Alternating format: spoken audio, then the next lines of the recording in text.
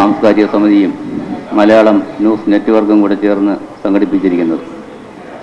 ഈ പരിപാടിയുടെ ഔപചാരികമായ ഉദ്ഘാടനം കേരളത്തിൻ്റെ ആദരണീയനായ സഹകരണ എക്സൈസ് മന്ത്രി ശ്രീ എം ലിജു ഉദ്ഘാടനം ചെയ്യുന്നു. മുൻ സ്പീക്കർ എം വിജയകുമാർ അധ്യക്ഷത വഹിക്കുന്ന ഈ ചടങ്ങിൽ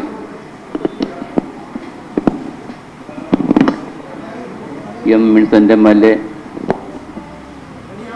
കിരീടം സിനിമയുടെ നിർമ്മാതാക്കളായ ഈ കിരീടം ഉണ്ണിച്ചേട്ടൻ, ശ്രീ ദിനേശ് പണിക്കരേട്ടൻ, പ്രശസ്ത സിനിമാ നടൻ കൊല്ലം തുളസി, BJPയുടെ നേതാവായ ശ്രീ അശോക് കുമാർ സാർ, BJP സംസ്ഥാന കമ്മിറ്റി അംഗം ശാന്തിവിള വിനോദ്, ജാലകം സാംസ്കാരിക സമിതിയുടെ സംസ്ഥാന വൈസ് പ്രസിഡന്റ് ശാന്തിവിള പത്മകുമാർ,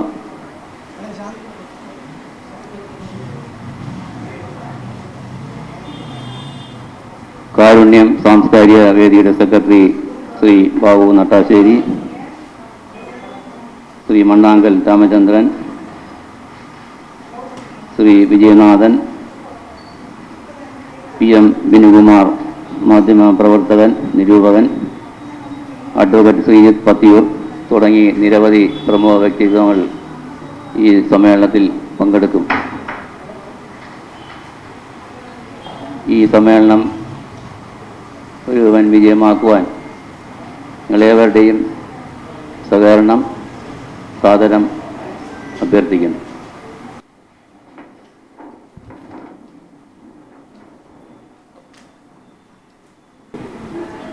ബഹുമാനപ്പെട്ട അധ്യക്ഷൻ, മുൻ സ്പീക്കറും മുൻ മന്ത്രിയുമായ ശ്രീ എം വിജയകുമാർ സാർ, ഈ യോഗം ഉദ്ഘാടനം ചെയ്യുന്ന സഹകരണ എക്സൈസ് വകുപ്പ് മന്ത്രി ശ്രീ എം ലിജു സാർ, ബാക്കി ബഹുമാന്യരുമായ മഹത് വ്യക്തികളെ, നമ്മളെ സംബന്ധിച്ചിടത്തോളം നമ്മുടെ കിരീട സിനിമയുടെ 37ാം വാർഷികം ജൂലൈ 7-ാം തീയതിയാണ് നടക്കുന്നത്. ആദ്യമായിട്ടാണ് കേരളത്തിനകത്ത് സിനിമകൾ പലതും റിപ്പീറ്റായിട്ട് വന്നിട്ടുണ്ടെങ്കിലും ഒരുപക്ഷെ ഏറ്റവും എല്ലാവരും ഓർക്കുന്ന രീതിയിൽ കിരീട സിനിമയെക്കുറിച്ചുള്ള വീണ്ടും രണ്ടാമത് റിലീസ് വരാൻ സാധിക്കുന്നു എന്നുള്ളത് നമ്മെ സംബന്ധിച്ചിടത്തോളം സിനിമയെ സ്നേഹിക്കുന്ന എല്ലാവർക്കും ആകർഷകമായൊരു കാര്യങ്ങളാണ്. ഇത്തരമൊരു വേദിയിലാണ് ഇന്ന് നടക്കുന്നത്.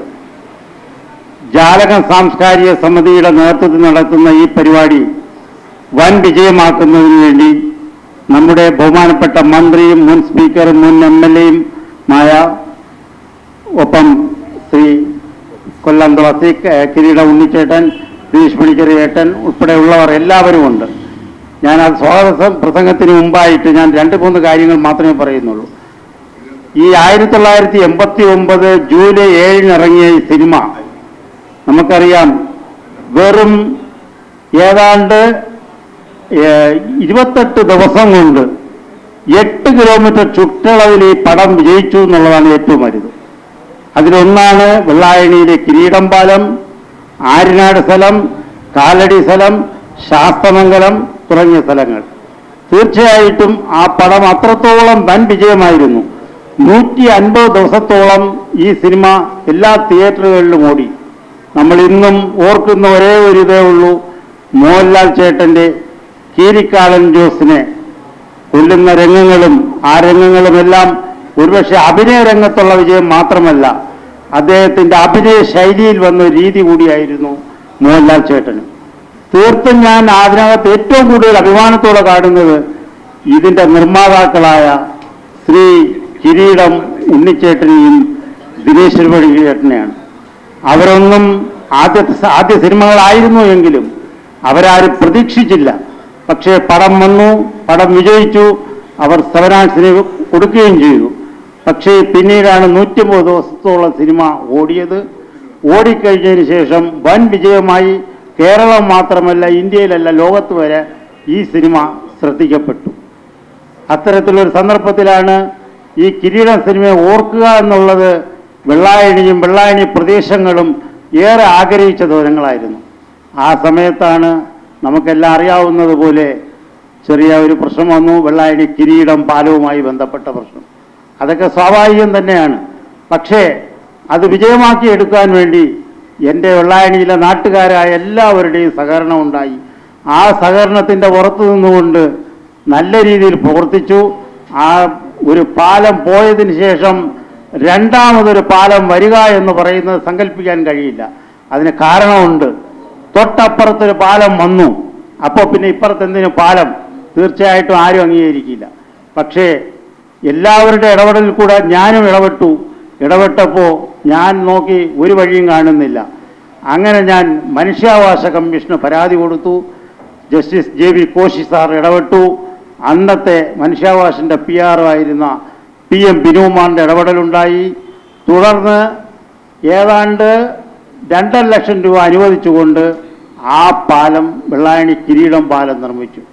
തീർത്തും ഇന്നും ആ സിനിമ പൂർണ്ണതയിലെത്തുമ്പോഴും ഒരുപക്ഷെ ഇന്ന് റിലീസ് നടക്കുന്ന സിനിമത്ത് ഇങ്ങനൊരു സിനിമ വന്നിരുന്നു എങ്കിൽ, ഈ പാലം ഒളിഞ്ഞിരുന്നു എങ്കിൽ, ഈ പറയുന്ന നമ്മളെ സ്നേഹിക്കുന്ന ഈ മാധ്യമക്കാർ തന്നെ ചോദിക്കുമായിരുന്നു, നിങ്ങൾ വലിയ സിനിമ 37 റിലീസ് ചെയ്യാൻ പോകണം, നിങ്ങളെ കിരീടം പാലത്താ പൊട്ടിപ്പൊളിഞ്ഞ് കിടക്കുകയല്ലേ? ആദ്യം എഴുതുന്നത് അവർ തന്നെയായിരിക്കും. പക്ഷെ ഇന്ന് അവർ സന്തോഷത്തോടെ കാണുന്നു. ഈ സന്തോഷം എന്ന് പറയുന്നത് വെള്ളായണി നിവാസികളുടെയും നല്ലവരായ ആൾക്കാരുടെയും എൻ്റെ നിർമ്മാതാക്കളായ ശ്രീ കിരീട ഉണ്ണിച്ചേട്ടൻ്റെയും ദിനേശ്വരൻ്റെയും കഴിവ് തന്നെയാണ്. ആ വിജയം വിജയിപ്പിച്ചെടുത്തിയ എല്ലാവരോടും ഒരിക്കൽ കൂടി നന്ദി രേഖപ്പെടുത്തിക്കൊണ്ട് ഞാൻ എൻ്റെ സ്വാഗത പ്രസംഗത്തിലേക്ക് കടക്കുക. ആദ്യമായി യോഗത്തിൽ അധ്യക്ഷത വഹിക്കുന്നത് ആദരണീയനും ബഹുമാന്യനുമായ മുൻ സ്പീക്കർ വിജയകുമാർ സാറാണ്. സാറിനെ കുറിച്ചുള്ള കൂടുതൽ കാര്യങ്ങൾ പറയുന്നത് ശരിയല്ല എങ്കിലും 1-2 കാര്യങ്ങൾ പറയാതെ പോകുന്നത് ശരിയല്ല. ഈ അടുത്ത കാലത്ത് ഞാൻ മനോരമയിൽ കണ്ടൊരു കാര്യമാണ്. കരമന കളിയിക്കാവുള്ള റോഡുമായി ബന്ധപ്പെട്ടൊരു കാര്യം വന്നപ്പോൾ മനോരമയിലൊരു വാർത്ത കിടക്കുന്നു. 2006-2010 അന്ന് അച്യുതാനന്ദൻ സാർ ഉദ്ഘാടനം ചെയ്ത റോഡാണ് പാപ്പനംകോട്. അതിനുശേഷം ഇന്നും കരമന കളിയിക്കാവുള്ള സ്പീഡപ്പ് ആകണമെന്ന് പറഞ്ഞുകൊണ്ട് ഞാനത് പറയാൻ കാര്യം, അന്ന് ആ കാലഘട്ടങ്ങളിൽ അതിനുവേണ്ടി പൊതുമരാമത്ത് മന്ത്രി ആയിരുന്ന സമയത്ത് ചെയ്ത ഒരു വ്യക്തിത്വമാണ് ശ്രീ വിജയകുമാർ സാറിൻ്റെ. അത് മാത്രമല്ല, ആരും ശ്രദ്ധിക്കപ്പെടില്ല, സ്പീക്കർ എന്ന പദവി 5 കൊല്ലം പൂർത്തീകരിച്ച വ്യക്തി, ആദ്യമായി പൂർത്തീകരിച്ച വ്യക്തി മുൻ സ്പീക്കർ വിജയകുമാർ സാറാണ്. ബാക്കിയെല്ലാം 4-4.5 കൊല്ലം കഴിയുമ്പോൾ പോകുമായിരുന്നു. അദ്ദേഹത്തിൻ്റെ കാലഘട്ടത്തിലാണ് 5 കൊല്ലം പൂർണ്ണതയിലെത്തിയത്. പിന്നീട് വന്നവരെല്ലാം പൂർണ്ണതയിലായിട്ടുണ്ട്. അങ്ങനെ പിന്നെ വിഴിഞ്ഞം തുറമുഖം, തീർത്തും എനിക്കറിയാം 96-ന് ശേഷം നയനാർ സാർ മുഖ്യമന്ത്രി ആയിരിക്കുന്നോ ഇദ്ദേഹം സ്പീക്കറുമായിരുന്ന സമയത്ത് തീർത്തും അന്ന് തുടക്കത്തിലുള്ള ആരംഭഘട്ടത്തിൽ വിഴിഞ്ഞം തുറമുഖത്തിന് വേണ്ടിയുള്ള എല്ലാ കാര്യങ്ങൾക്കും ആത്മാർത്ഥമായി പ്രവർത്തിച്ച് ചെയ്തിട്ടുള്ള വ്യക്തിത്വത്തിനുടമയാണ്. അതുകൊണ്ട് തന്നെ അദ്ദേഹം തിരുവനന്തപുരം ജില്ലയുടെ പല കാര്യങ്ങൾക്കും നമ്മളെ പല പ്രശ്നങ്ങൾക്കും ഇടപെടുന്നതിൽ മുന്നണിയിൽ നിൽക്കുന്ന മുൻ സ്പീക്കർ കൂടിയായ എൻ്റെ കഴിഞ്ഞവണ കിരീടം പാലത്തിൻ്റെ പരിപാടിക്ക് സാർ വന്നിരുന്നു. സാറിന് വളരെ സന്തോഷമായിരുന്നു. അതുകൊണ്ട് ഇത്തവണ വരണമെന്നുള്ളൊരാഗ്രഹം നമുക്കുണ്ടായിരുന്നു. അദ്ദേഹത്തിനെ ക്ഷണിച്ചു, അദ്ദേഹം എത്തി. അദ്ദേഹത്തിനെ ഞാൻ ജാലക സാംസ്കാരിക സമിതിയുടെ പേരിൽ ആദരപൂർവ്വം സ്വാഗതം ചെയ്തു.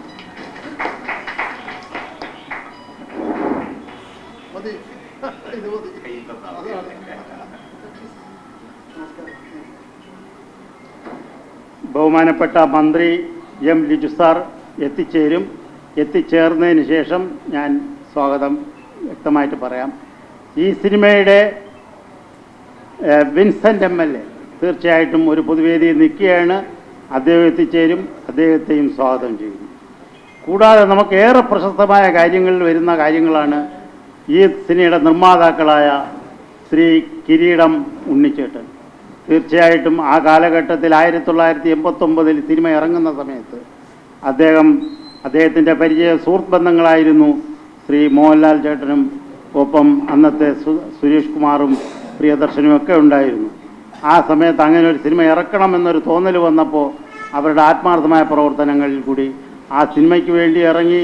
ഒരു പക്ഷേ ഞാൻ ഇന്നും അന്തം വിട്ടു പോകുന്നു. അതിനകത്തുള്ള ശുഷ്കാന്തിയും പരിശ്രമവും ഒരുപോലെ കാണിച്ച ഒരു വ്യക്തിത്വമാണ് ശ്രീ കിരീടം ഉണ്ണിച്ചേട്ടൻ. അദ്ദേഹത്തിന് ഈ സിനിമ ഇന്ന് വിജയിക്കുമ്പോൾ, രണ്ടാമത് റിലീസ് ചെയ്യുമ്പോൾ എല്ലാവരേക്കാളും ആഹ്ലാദം ചെയ്യുന്നത് അദ്ദേഹം തന്നെയായിരിക്കും. നമ്മളൊക്കെ പിന്നീടേ ഉള്ളൂ. അദ്ദേഹമാണ് നിർമ്മാതാവ്. അദ്ദേഹത്തിന് ആദരപൂർവ്വം ഞാൻ സ്വാഗതം ചെയ്യും.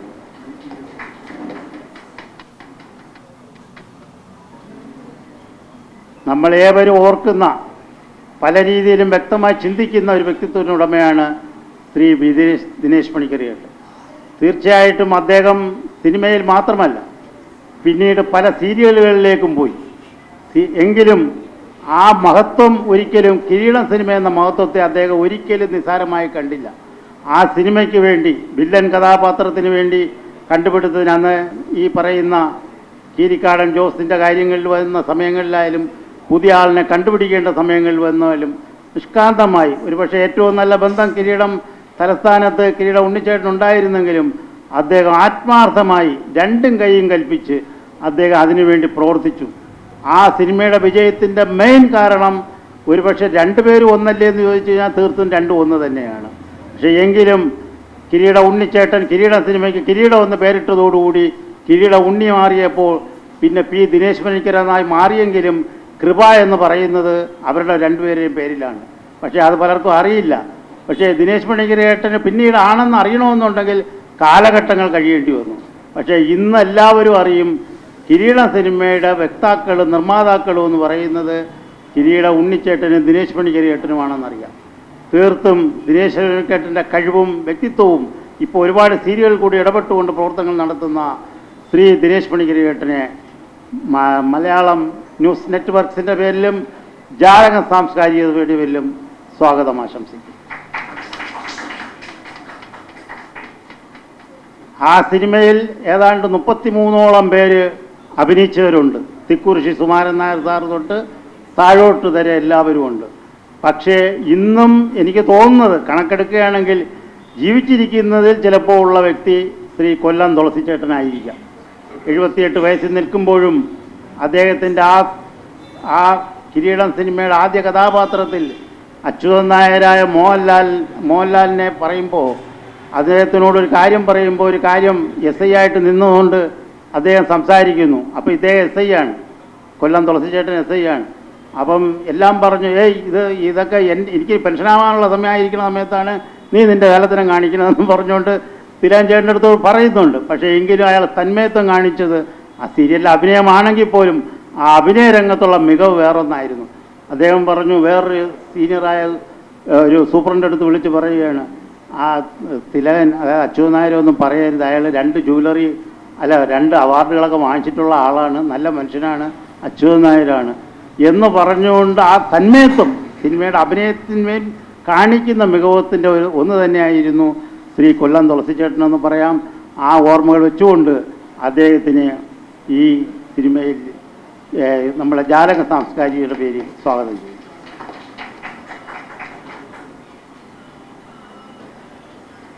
വളരെ പ്രധാനപ്പെട്ട ഒരു വ്യക്തിത്വത്തിനുടമയാണ് നമ്മളെ പുറകിൽ ഇരിക്കുന്ന, ഫ്രണ്ടിലിരിക്കേണ്ടുന്ന വ്യക്തിത്വമാണ് പി അശോകുമാർ ഏട്ടൻ.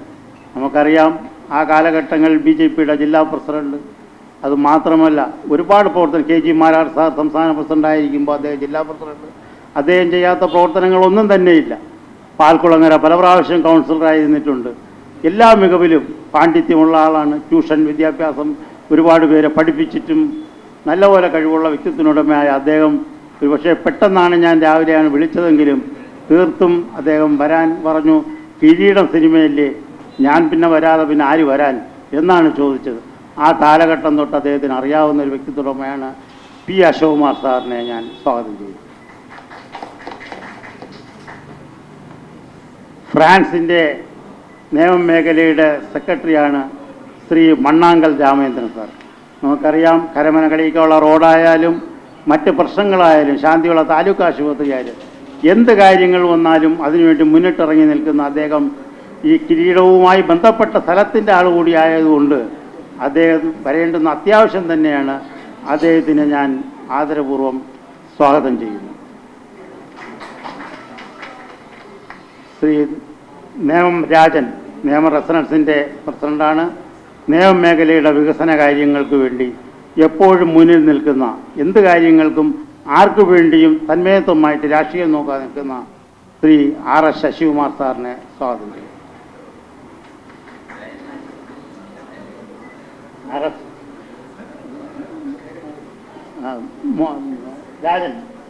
രാജനെ സ്വാഗതം ചെയ്യുന്നു. പിന്നീടുള്ളത് നമ്മുടെ തട്ടാശ്ശേരി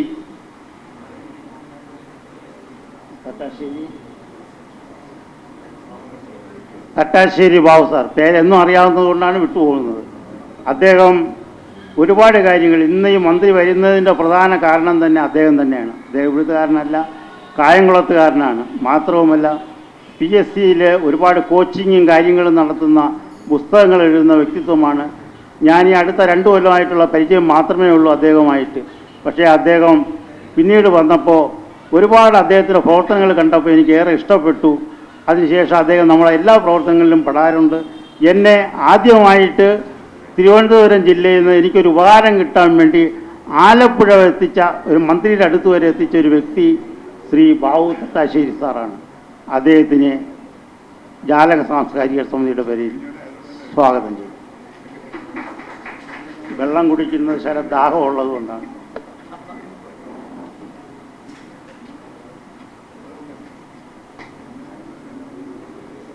അത് കഴിഞ്ഞ് BJPയുടെ സംസ്ഥാന കൗൺസിൽ അംഗമാണ്.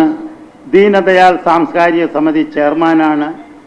ആരും ശ്രദ്ധിക്കപ്പെടാത്ത പല കാര്യങ്ങളുമുള്ള വ്യക്തിത്വനുടമയാണ്. അതായത് നമ്മുടെ മുരളി മനോഹർ ജോഷിയുടെ ഏകതാ യാത്ര ഇവിടെ നിന്നുകൊണ്ട് ജമ്മു വരെ പോയത്, എങ്ങനെയാണ് പോയെന്നുള്ളതൊന്നും എനിക്കറിയില്ല. പക്ഷേ ഇവിടുന്ന് ട്രെയിനിൽ കൂടി അവിടെ വരെ പോയി പല സ്ഥലങ്ങളും ഈ കാര്യങ്ങളിൽ ഇടപെട്ടുകൊണ്ട് പരിഹരിച്ചിട്ടുണ്ട്. മാത്രമല്ല ഈ പറഞ്ഞ മാതിരി ശാന്തിവിള ആശുപത്രി ആയാലും ആദ്യമായിട്ട് നേമത്തൊരു കൗൺസിലർ മത്സരത്തിലേക്ക് വന്നു, തോറ്റുപോയി. പക്ഷേ അന്ന് അവിടെ നിന്നുകൊണ്ട് മത്സരിച്ചതിന് ശേഷമാണ് പിന്നീട് പലരും വന്നത്. തീർത്തും നല്ല ശുഷ്കാന്തിയും പ്രവർത്തനവുമുള്ള ഒരു പാർട്ടി പ്രവർത്തകനാണ്. സംസ്ഥാന കമ്മിറ്റി അംഗമാണ്.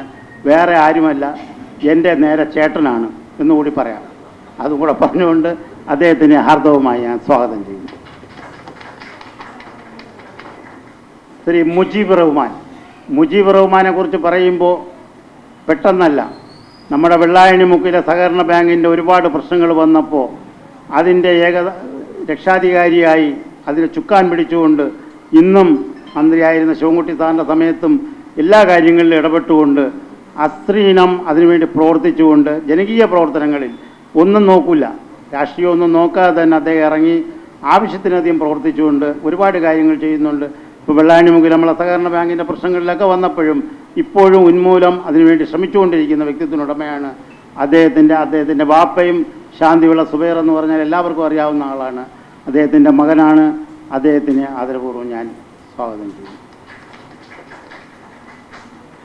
കൂടാതെ ഇതിൻ്റെ കൃതജ്ഞത പറയുന്ന നമ്മുടെ ആനത്താന രാധാകൃഷ്ണൻ പറയാതെ പോകുന്നത് ശരിയല്ല. കാരണം അദ്ദേഹം ഒരു വിനയത്വമാണ്. വിനയത്വം എന്ന് പറഞ്ഞു കഴിഞ്ഞാൽ രാവിലെ 3 മണിയാകുമ്പോൾ കാരമല നെടുങ്കാടുന്ന് പത്രവിതരണവുമായിട്ട് നെയ്യാറ്റിൻകര ഇവിടെ എത്തും. ഇവിടെ തമ്പാനൂരെത്തി എല്ലാ പത്രങ്ങളും വിതരണം ചെയ്ത്, ആദ്യം പത്രം വിതരണം ചെയ്യുന്നതിന് മുമ്പ് ആ പത്രം മൊത്തം പഠിക്കും.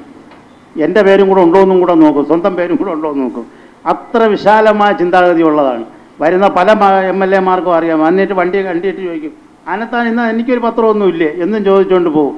പക്ഷേ ഈ രാവിലെ കയ്യിലേക്ക് കൊടുത്താണ് പോകണമെങ്കിലും 12 മണി കഴിയുമ്പോൾ അദ്ദേഹം വേറൊന്നാണ്.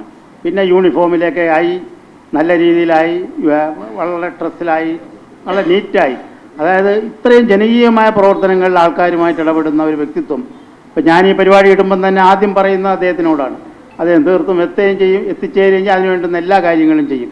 അതുകൊണ്ട് ഞാൻ അദ്ദേഹത്തിനെ സ്വാഗതം ചെയ്യുന്നു. പിന്നെ മലയാള ആക്ടിവേഴ്സിൻ്റെ പേരിൽ ആത്മാർത്ഥമായി പ്രവർത്തിക്കുന്ന നവനീത്, ശരണ്യ, ഇവരെല്ലാം ആത്മാർത്ഥതയുള്ളവരാണ്. കൂടാതെ ഫ്രണ്ടിൽ ഇരിക്കുന്ന മുന്നിൽ ഇരിക്കുന്ന ചിലരെയൊക്കെ പറയണമെന്നുണ്ടെങ്കിലും എല്ലാവരും പറയാനുള്ള സാഹചര്യക്കുറവുകൊണ്ട് സംസ്ഥാന ട്രഷററായ ശ്രീ ജയന്തൻ സാറുണ്ട്. അദ്ദേഹത്തിന് പറയാതെ പോകുന്നത് ശരിയല്ല. അദ്ദേഹം നമ്മുടെ സംഘടനയുടെ സംസ്ഥാന ട്രഷററാണ്. നെയ്യാറ്റിൻകര ഇപ്പം താലൂക്ക് സെക്രട്ടറിയാണ്. അദ്ദേഹത്തിനെ പോലുള്ള ഒരുപാട് പേരുണ്ട്. ഓരോരുത്തരെയും പേരെടുത്ത് പറയുമ്പോൾ വിട്ടുപോകും. തീർത്തും മലയാള സിനിമയിൽ കിരീടം സിനിമ രണ്ടാമത് ഒന്നും കൂടെ കേരളം മൊത്തം അറിയപ്പെടുന്ന രീതിയിൽ എത്താൻ സാധിച്ചതിൻ്റെ പിന്നിൽ ശ്രീ കിരീട ഉണ്ണിച്ചേട്ടൻ്റെയും ദിനേശ് ഉരുക്കേട്ടൻ്റെയും കഴിവ് തന്നെയാണെന്നും മാത്രം പറഞ്ഞുകൊണ്ട് ഇവരെ രണ്ടുപേരെയും വ്യക്തിത്വങ്ങളെ വിട്ടുപോകാതിരിക്കാൻ കഴിയില്ല. നിർമ്മാതാക്കളായ രണ്ടുപേരെയും ഒപ്പം സിനിമാവിനെയും. പിന്നെ നമ്മൾ ഏറ്റവും വലിയ വിജയം എന്ന് പറയുന്നത് സ്പീക്കർ വിജയകുമാർ സാറിനെ, കൂടാതെ നമ്മളെ മുന്നിലിരിക്കുന്ന ശ്രീ പനവിള രാജശേഖരനെയും ഞാൻ ആദരപൂർവ്വം സ്വാഗതം ചെയ്യുന്നു. എഴുന്നേറ്റാ കൊള്ളാം. അതെ, എല്ലാവരെയും ഒരിക്കൽ കൂടി വിട്ടുപോയിട്ടുള്ള ആരെങ്കിലും ഉണ്ടെങ്കിൽ അതിൽ കൂടി സദയം ക്ഷമിക്കണമെന്ന് മാത്രം പറഞ്ഞുകൊണ്ട് ബഹുമാനപ്പെട്ട മന്ത്രിയുടെ പ്രതീക്ഷ ഉടനെ കാത്തുകൊണ്ട് ഞാൻ നിർത്തുന്നു. നന്ദി, നമസ്കാരം. കിരീടം സിനിമയുടെ 37ാം വാർഷികമാണ്. അതിൻ്റെ പ്രത്യേകത അത് വീണ്ടും മോടി പിടിപ്പിച്ചിട്ട് അതിൻ്റെ പുതിയ റിലീസും നടക്കുന്ന സന്ദർഭത്തിലാണ് ഈ ചടങ്ങ് ഇവിടെ നടക്കുന്നത്. ഇതിൽ കിരീടം സിനിമയുടെ തന്നെ നിർമ്മാതാക്കളും അതേപോലെ തന്നെ അഭിനേതാക്കളും പിന്നെ അതിൻ്റെ പിന്നണി പ്രവർത്തകരും ഒക്കെ ഇപ്പോഴും ഈ ചടങ്ങിൻ്റെ ഭാഗമായി അത് പങ്കെടുക്കുന്നുണ്ട് എന്നത് ഒരു പ്രത്യേകതയാണ്.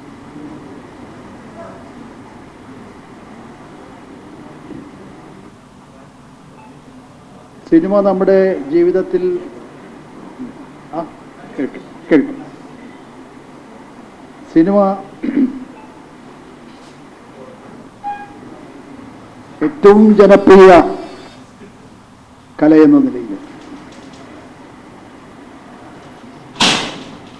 നമ്മുടെ ജീവിതത്തെ സ്വാധീനിച്ചിട്ടുള്ളതും അല്ലെങ്കിൽ മാറ്റിമറിച്ചിട്ടുള്ളതും ഒക്കെയാണ് സിനിമ എന്ന് പറയാതെ നമുക്കറിയാം.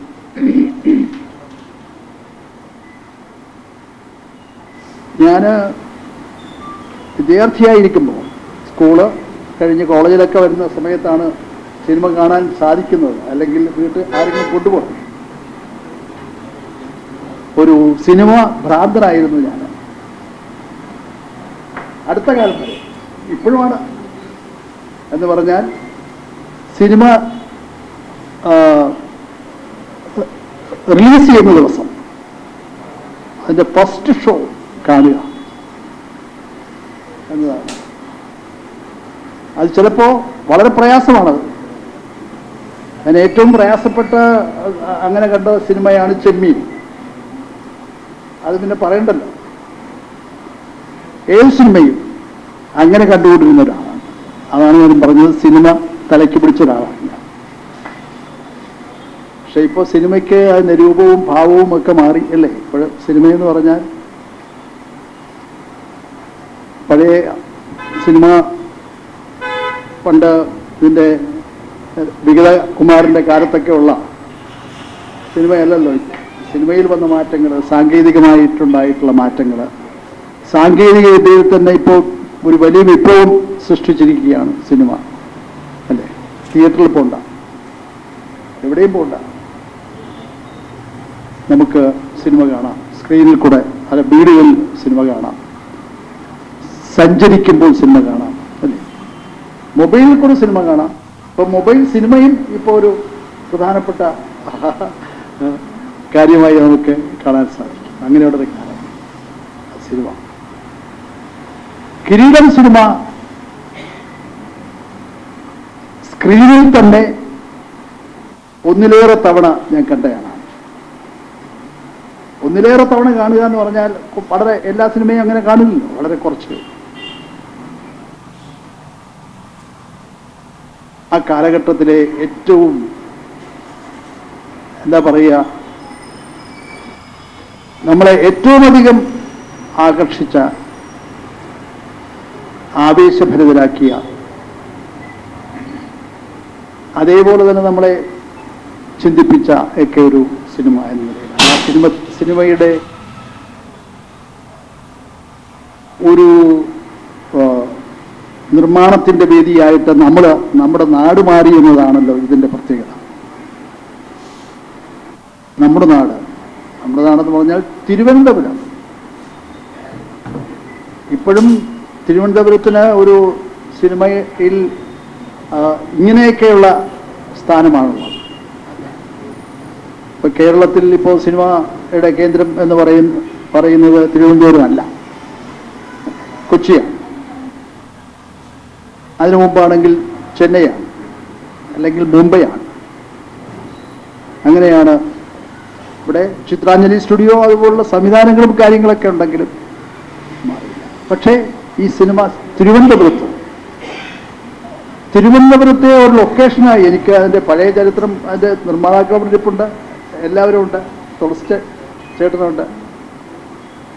അപ്പം തിരുവനന്തപുരത്തെ തന്നെ തിരഞ്ഞെടുത്തു എന്നത് അല്ലേ നമ്മുടെ ഒരു സൗഭാഗ്യം എന്ന് എനിക്ക് പറയാനുള്ളൂ. അങ്ങനെയാണല്ലോ കിരീടം ഉണ്ടാകുന്നത്, കിരീടം പാലം ഉണ്ടാകുന്നത് അല്ലേ. വെള്ളായണിയും കിരീടം പാലവും പിന്നെ ഈ തിരുവനന്തപുരത്തിൻ്റെ ഒരു പ്രാന്തപ്രദേശമാണ് ആര്യനാട്, നല്ല മനോഹരമായ സ്ഥലം, അല്ലെങ്കിൽ സിറ്റിയുടെ ശാസ്തമംഗലം ഉൾപ്പെടെയുള്ള പ്രദേശങ്ങളെല്ലാമാണ് ഇതിൻ്റെ ലൊക്കേഷൻ എന്ന് പറയുന്നത്. അത് വാസ്തവത്തിൽ നമ്മുടെ നാടിന് കിട്ടിയ ഏറ്റവും വലിയ സൗഭാഗ്യമായിട്ടാണ് ഞാൻ കാണുന്നത്. ഇന്ന് അതിൻ്റെ ചരിത്രം, അതെല്ലാം ചരിത്രത്തിൻ്റെ ഭാഗമായി മാറുന്ന കാഴ്ചയാണ് നാം കാണുന്നത്. തീർച്ചയായിട്ടും അങ്ങേയറ്റത്തെ സന്തോഷമുണ്ട്. ഒരു നാട് തന്നെ സിനിമയുടെ പേരിൽ അറിയപ്പെടുക, ഒരു പ്രദേശം തന്നെ സിനിമയുടെ പേരിൽ അറിയപ്പെടുക, ഒരു പാലം തന്നെ സിനിമയുടെ പേരിൽ അറിയപ്പെടുക, പിന്നെ അതിൻ്റെ നിർമ്മാതാക്കളെല്ലാം അതിൻ്റെ പേരിൽ അറിയപ്പെടുക, എല്ലാം അങ്ങനെ അറിയപ്പെടുന്ന ഒരു മാറ്റം അത്ഭുതകരമായ കാര്യമായി തന്നെ കാണേണ്ടിയിരിക്കുന്നു. ഞാൻ കഴിഞ്ഞ വാർഷിക പരിപാടിയിലും പങ്കെടുത്തു. പക്ഷേ ഇപ്പോഴുള്ള പ്രത്യേകത അതിൻ്റെ റീ റിലീസാണ് നടക്കുന്നത്. ഞാൻ ചോദിക്കുകയായിരുന്നു ശ്രീ ദിനേശ് പണിക്കരോട്, അദ്ദേഹം പറഞ്ഞു അതിൻ്റെ കാര്യങ്ങളാണ്. പിന്നെ കിരീടമുണ്ണി, അദ്ദേഹത്തിൻ്റെ പേര് തന്നെ കിരീടമായി മാറി. എൻ്റെ ഒരു കുടുംബാംഗത്തെ പോലെ ഞാൻ കാണുന്ന ഒരാൾ കൂടിയാണ്. എല്ലാവരും ഇങ്ങനെയാണ്. അതിലെ അഭിനേതാവ് അല്ലേ, അതിലെ ഓരോ അഭിനേതാവും പലരും, കാരണം രണ്ട് തലമുറകൾ തമ്മിലാണ് അതിനുള്ള ബന്ധം. തെക്കുറിശി ചേട്ടൻ്റെ കാര്യം പറഞ്ഞാൽ പറയണ്ടല്ലോ. പക്ഷെ ഞാൻ ദുഃഖകരമായ ഒരു കാഴ്ച കുറച്ച് ദിവസങ്ങൾക്ക് മുമ്പ് കണ്ടു. ദുഃഖകരമാണ്. ജവഹർ നഗറിൽ പോയി, എപ്പോഴും പോകുന്ന സ്ഥലമാണ്. അവിടെ ചെന്നപ്പോൾ പഴയ ജവഹർ നഗർ എന്ന് പറഞ്ഞാൽ അറിയപ്പെട്ടിരുന്നത് പേരുകൊണ്ടല്ല, തെക്കുറിശിയുടെ അടുത്ത് അല്ലെങ്കിൽ ഇപ്പുറത്ത്, വലത്ത്, ഇടത്ത്, അങ്ങനെ അറിയപ്പെടുന്നത് തെക്കുറിശി. എൻ്റെ ഒരു ബന്ധു കൂടിയാണ് അദ്ദേഹം. ഇപ്പോൾ അവിടെ ഇല്ല കേട്ടോ, ആയിട്ടില്ല, ഇടിച്ചു നിരത്തിയിട്ടിരിക്കുന്നു.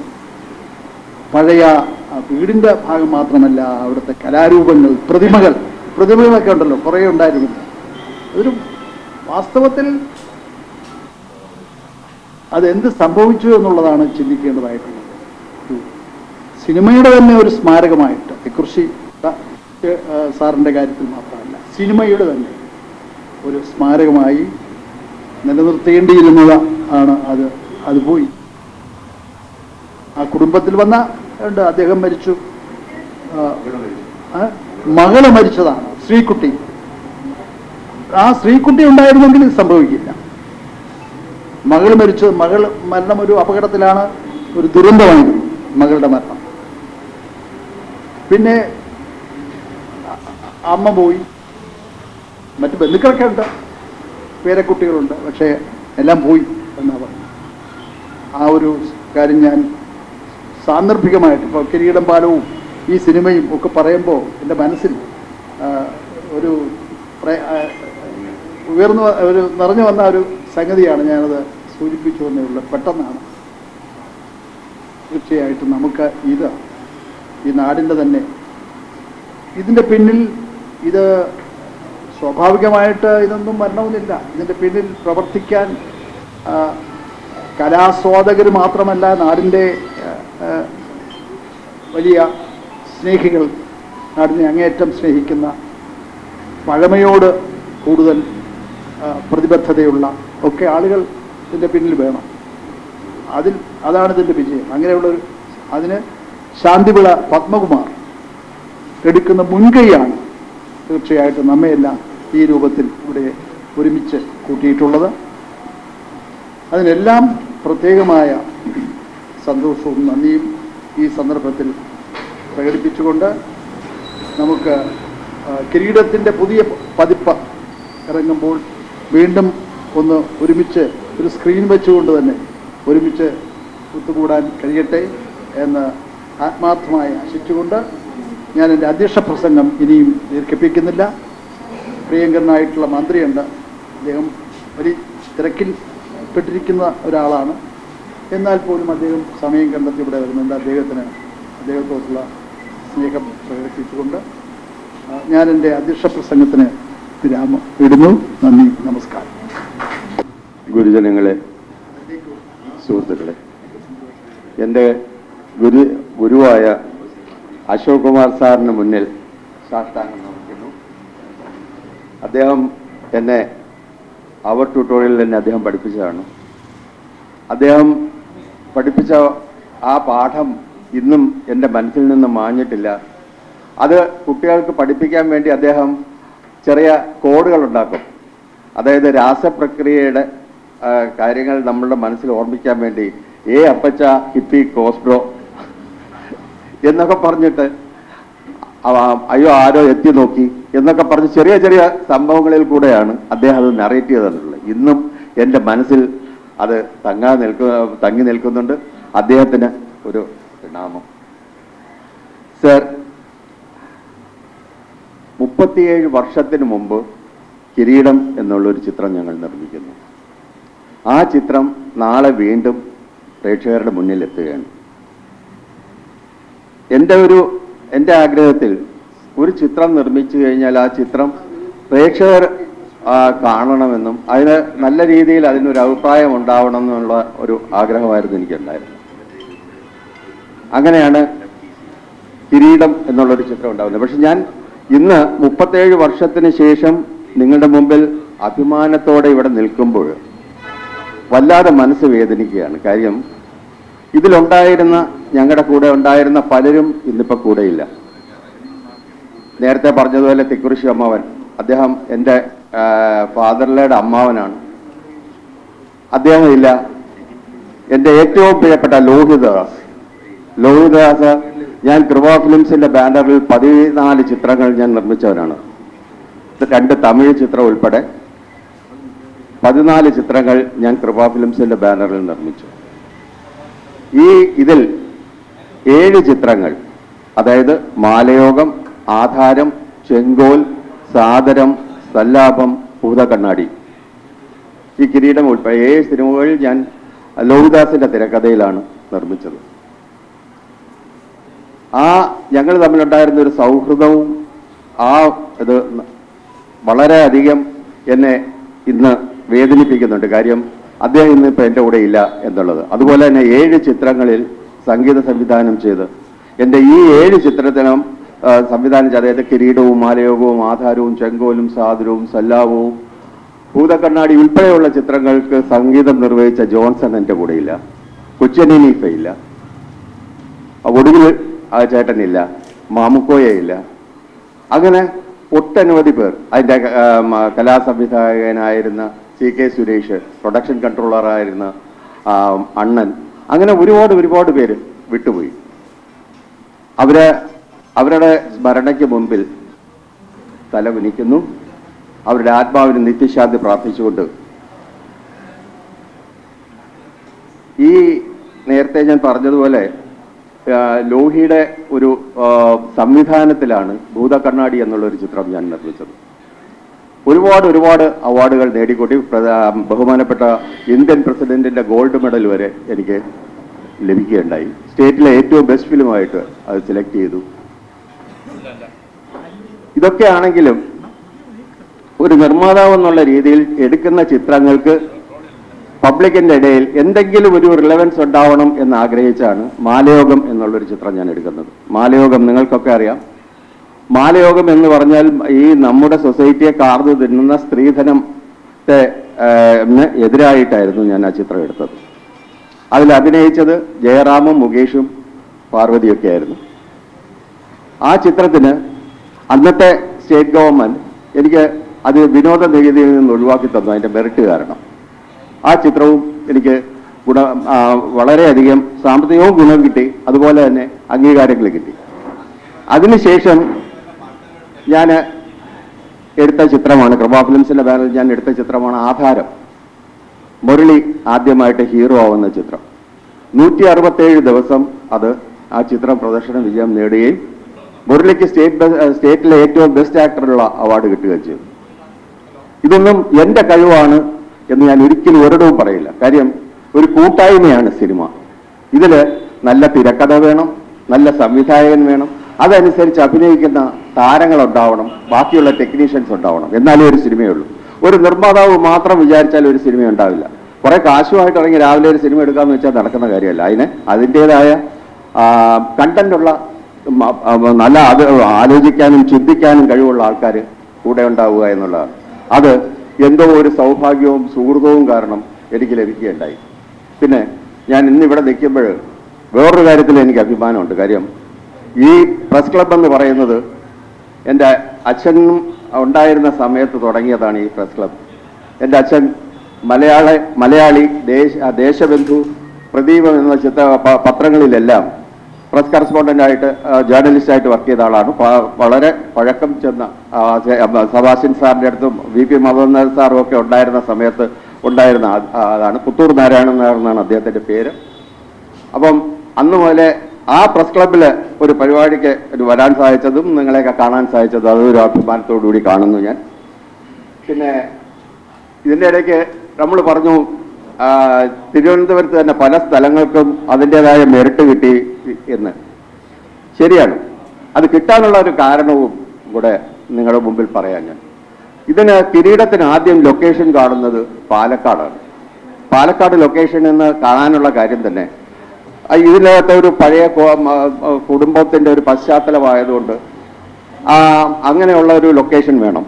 അപ്പം കൂടുതൽ അങ്ങനെയുള്ള തറവാടുകളും വീടുകളും ഉള്ളത് പാലക്കാട് ഭാഗങ്ങളിലാണ്. അത് കാരണം പാലക്കാട് ഫിക്സ് ചെയ്തു. അന്ന് ജിജി തോമസനാണ് അവിടുത്തെ കളക്ടർ. ജിജി തോമസൻ ഞാൻ ഒന്നിച്ച് പഠിച്ചതാണ്. അപ്പം ജിജിയെ കണ്ടപ്പോൾ ജിജിയാണ് അവിടെ എനിക്ക് ഏത് സ്ഥലം വേണമെങ്കിലും നമുക്ക് അവിടെ ഷൂട്ട് ചെയ്യാൻ ഉള്ള പെർമിഷൻ തരാമെന്ന്. അപ്പം നമുക്ക് കവലയൊക്കെ വേണം, ജംഗ്ഷനും ഒക്കെ വേണം. അപ്പം കുറച്ച് പോലീസ് സഹായവും ബാക്കിയുള്ള ലോക്കൽ ബോഡീസിൻ്റെ സഹായവും ഒക്കെ ഉണ്ടെങ്കിലേ ഷൂട്ട് ചെയ്യാൻ പറ്റും. അപ്പം അതെല്ലാം ചെയ്യാതെയാണെന്ന് പറഞ്ഞ് നിന്ന സമയത്താണ് തിലകൻ ചേട്ടൻ തിരുവനന്തപുരത്ത് 2 ചിത്രങ്ങളിൽ അഭിനയിക്കുകയാണ്. ഒന്ന് വർണ്ണം, മറ്റേത് ചാണക്യൻ. രാജീവ് കുമാറിൻ്റെ ചാണക്യനിലും വർണ്ണം എന്ന ചിത്രത്തിൽ അഭിനയിച്ചുകൊണ്ട് തിരുവനന്തപുരത്തേക്കാണ്. അപ്പം ഞങ്ങളെ കാണുമ്പോൾ അദ്ദേഹം പറഞ്ഞു, ഇതിൽ ഒരു കാര്യമേ ചെയ്യാൻ പറ്റൂ, എനിക്ക് അവിടെ പാലക്കാട് വന്ന് ഷൂട്ട് ചെയ്യാൻ പറ്റില്ല, 2 ട്രിവാൻഡ്രത്താണ് ഷൂട്ടിംഗ് നടക്കുന്നത്. അപ്പം നിങ്ങൾക്ക് ചെയ്യാൻ പറ്റുന്ന ഒരു കാര്യം എന്നെ മാറ്റിയിട്ട് പടം പ്ലാൻ ചെയ്യുന്നതായിരിക്കും ബുദ്ധി. ഇല്ലെങ്കിൽ ഇതിപ്പം എന്നുവെച്ചാൽ അല്ലെങ്കിൽ എല്ലാവരുടെയും ഡേറ്റ് ക്ലാഷ് ആവും. മോഹൻലാലിൻ്റെ ഡേറ്റ് ക്ലാഷ് ആവും. മോഹൻലാൽ തന്നെ വേറൊരു പടം മാറ്റി വെച്ചിട്ടാണ് ഈ പടത്തിന് ഡേറ്റ് വന്നിരിക്കുന്നത്. അപ്പോൾ മോഹൻലാലിൻ്റെ ഡേറ്റിന് പ്രശ്നമാവും, പാർവതിയുടെ ഡേറ്റിന് പ്രശ്നമാവും. എല്ലാവരും വളരെയധികം ബിസി ആയിട്ടുള്ള ആൾക്കാരാണ്. അപ്പോൾ ഞങ്ങൾ തീരുമാനിച്ചു, അങ്ങനെയാണെന്നുണ്ടെങ്കിൽ നമുക്കൊരു കാര്യം ചെയ്യാം, തിലകൻ ചേട്ടൻ ഇല്ലാതെ ഈ പടം ചെയ്തിട്ട് കാര്യമില്ല. തിലകൻ ചേട്ടന് വേണ്ടി ഞങ്ങൾ ലൊക്കേഷൻ ട്രിവാൻഡ്രത്തേക്ക് മാറ്റി. അപ്പം ഒരു കണ്ടീഷനിൽ മാറ്റി. തിലകൻ ചേട്ടൻ പറഞ്ഞു, എന്നെ ഫുൾ ഡേറ്റ് പ്രതീക്ഷിച്ചോട്ട് നിങ്ങൾ ഷൂട്ടിംഗ് ഇറങ്ങരുത്, ഞാൻ ഫ്രീ ആകുമ്പോൾ വിളിച്ചു പറയും, അതനുസരിച്ച് നിങ്ങൾ സീൻ പ്ലാൻ ചെയ്യുകയാണെന്നുണ്ടെങ്കിൽ ഞാൻ വരാമെന്ന്. അങ്ങനെ അതനുസരിച്ച് ഞങ്ങൾ ട്രിവാൻഡ്രത്തേക്ക് ലൊക്കേഷൻ മാറി. അത് കാരണം ഈ തിരുവനന്തപുരം പരിസരങ്ങളിൽ പള്ളിവേട്ട, നമ്മുടെ കിരീട പാലം നിൽക്കുന്ന വെള്ളായണി, എന്തിന് ഒരിക്കലും സങ്കല്പിക്കാൻ പോലും പറ്റാത്ത രാമപുരം എന്ന് പറയുന്ന സ്ഥലം ഷൂട്ട് ചെയ്തിരിക്കുന്നത് വാട്ടർ വർക്സിന് നേരെ മുമ്പിലുണ്ടായിരുന്ന ഒരു വീട്ടിലാണ്. അങ്ങനെ ഈ പരിസരം മുഴുവനും ഞങ്ങൾക്ക് ഷൂട്ട് ചെയ്യാൻ പറ്റി. അതിൻ്റെ പേരിൽ ആ പല സ്ഥലങ്ങളും ഇന്നിപ്പം കിരീടമായിട്ട് ബന്ധപ്പെട്ട് അറിയുന്നു. അതിനും നമുക്കൊരു അഭിമാനമുണ്ട്. പിന്നെ കിരീടം പാലത്തിന്റെ കാര്യം പറയുകയാണെങ്കിൽ പത്മകുമാറിനെ വിട്ടിട്ട് ഒരു കാര്യം പറയാൻ പറ്റില്ല. ഇങ്ങനെ ആ കിരീടം പാലം തകർന്ന് ഒരു പരുവമായി നിന്ന ഒരു പാലം അത് തിരിച്ച് ഇന്ന് കാണുന്ന രീതിയിലാക്കിയെടുക്കാനായിട്ട് അദ്ദേഹത്തിന്റെ ഒരാളുടെ മാത്രം പരിശ്രമം കൊണ്ടാണ്, പത്മകുമാർ മാത്രം വിചാരിച്ചുകൊണ്ടാണ് അത് അത്രയും ഭംഗിയാക്കി ഇപ്പോഴാ പാലം നിങ്ങളുടെ മുമ്പിൽ കിരീടം പാലമായി നിൽക്കുന്നത്. ഈ പത്മകുമാറിന്റെ ഒറ്റയാളുടെ ശ്രമം കൊണ്ട്, ഒറ്റയാൾ പട്ടാളം എന്ന് പറയുന്നത് പോലെ ഒറ്റയാളുടെ ശ്രമം കൊണ്ടാണ് കിരീടം പാലം ഇന്ന് പുനർജനിച്ച് അവിടെ നിൽക്കുന്നത്. അതിന് നിങ്ങളെയൊക്കെ അനുവാദവും ഞങ്ങളുടെ ഭാഗ്യവും ഉണ്ട്. മോഹൻലാലിനെ കൊണ്ടുവന്ന് തന്നെ, മോഹൻലാലിനെ കഴിയുമെങ്കിൽ പാർവതിയെ കൊണ്ടുവന്ന് തന്നെ നമുക്കതൊരു നല്ല ചടങ്ങ് അവിടെ ഉണ്ടാക്കണം എന്നൊരാഗ്രഹമുണ്ട്. പിന്നെ ഇവിടെ വരാൻ സാധിച്ചതും നിങ്ങളെയൊക്കെ കാണാൻ സാധിച്ചതിലും എല്ലാം വളരെ വളരെ സന്തോഷമുണ്ട്. ബഹുമാനപ്പെട്ട മന്ത്രി എത്തിയിട്ടുണ്ട്. അങ്ങനെ കിരീടം വീണ്ടും 37 വർഷത്തിന് ശേഷം നാളെ 4K വിഷ്വലിലും അറ്റ്മോ സൗണ്ട് സിസ്റ്റത്തിലും നിങ്ങളുടെ മുമ്പിൽ എത്തുകയാണ്. ഞങ്ങൾ മെനിഞ്ഞാന്ന് മോഹൻലാൽ ഉൾപ്പെടെ ഞങ്ങളവിടെ എറണാകുളത്ത് ഇത് കണ്ടിരുന്നു. വളരെ മനോഹരമായി തന്നെ NFDC നാഷണൽ ഫിലിം ഡെവലപ്മെൻറ്റ് കോർപ്പറേഷനാണത് പ്രോസസ്സ് ചെയ്തിരിക്കുന്നത്. മോഹൻലാലിന് എൻ്റെ സുഹൃത്ത് പാരിയുടെ അനിയനാണ് മോഹൻലാൽ.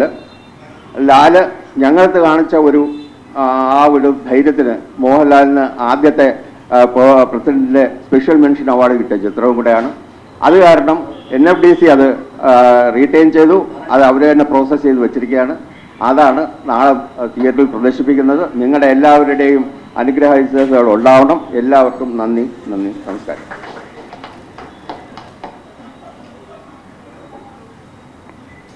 കിരീടം സിനിമയുടെ 37ാം വാർഷികത്തോടനുബന്ധിച്ചും റിലീസ് നടക്കുന്ന സംബന്ധിച്ചിടത്തോളം, നമ്മളെ സംബന്ധിച്ചിടത്തോളം ഒരു ബഹുമാനപ്പെട്ട മന്ത്രി ഇവിടെ എത്തിച്ചേരുക എന്ന് പറയുന്നത് നമ്മുടെ ജാലകം സാംസ്കാരിക സമിതിക്ക് കിട്ടുന്ന ഏറ്റവും വലിയ അംഗീകാരമാണ്. എങ്കിലും അതിനു മുമ്പായിട്ട് അദ്ദേഹത്തിൻ്റെ സ്വാഗതം ഞാൻ പറഞ്ഞില്ല. കേരള രാഷ്ട്രീയത്തിനകത്ത് ഇപ്പോഴത്തെ മന്ത്രി M. ലിജു സാർ, എനിക്കറിയാം, 3 തവണ മത്സരിച്ച് തോറ്റ വ്യക്തിയാണ്. പക്ഷെ അദ്ദേഹം മത്സരിച്ചതെല്ലാം പല ഭാഗത്താണ്. 1 അമ്പലപ്പുഴ സുധാകരൻ സാറിനോട്, 2 കായംകുളത്ത്.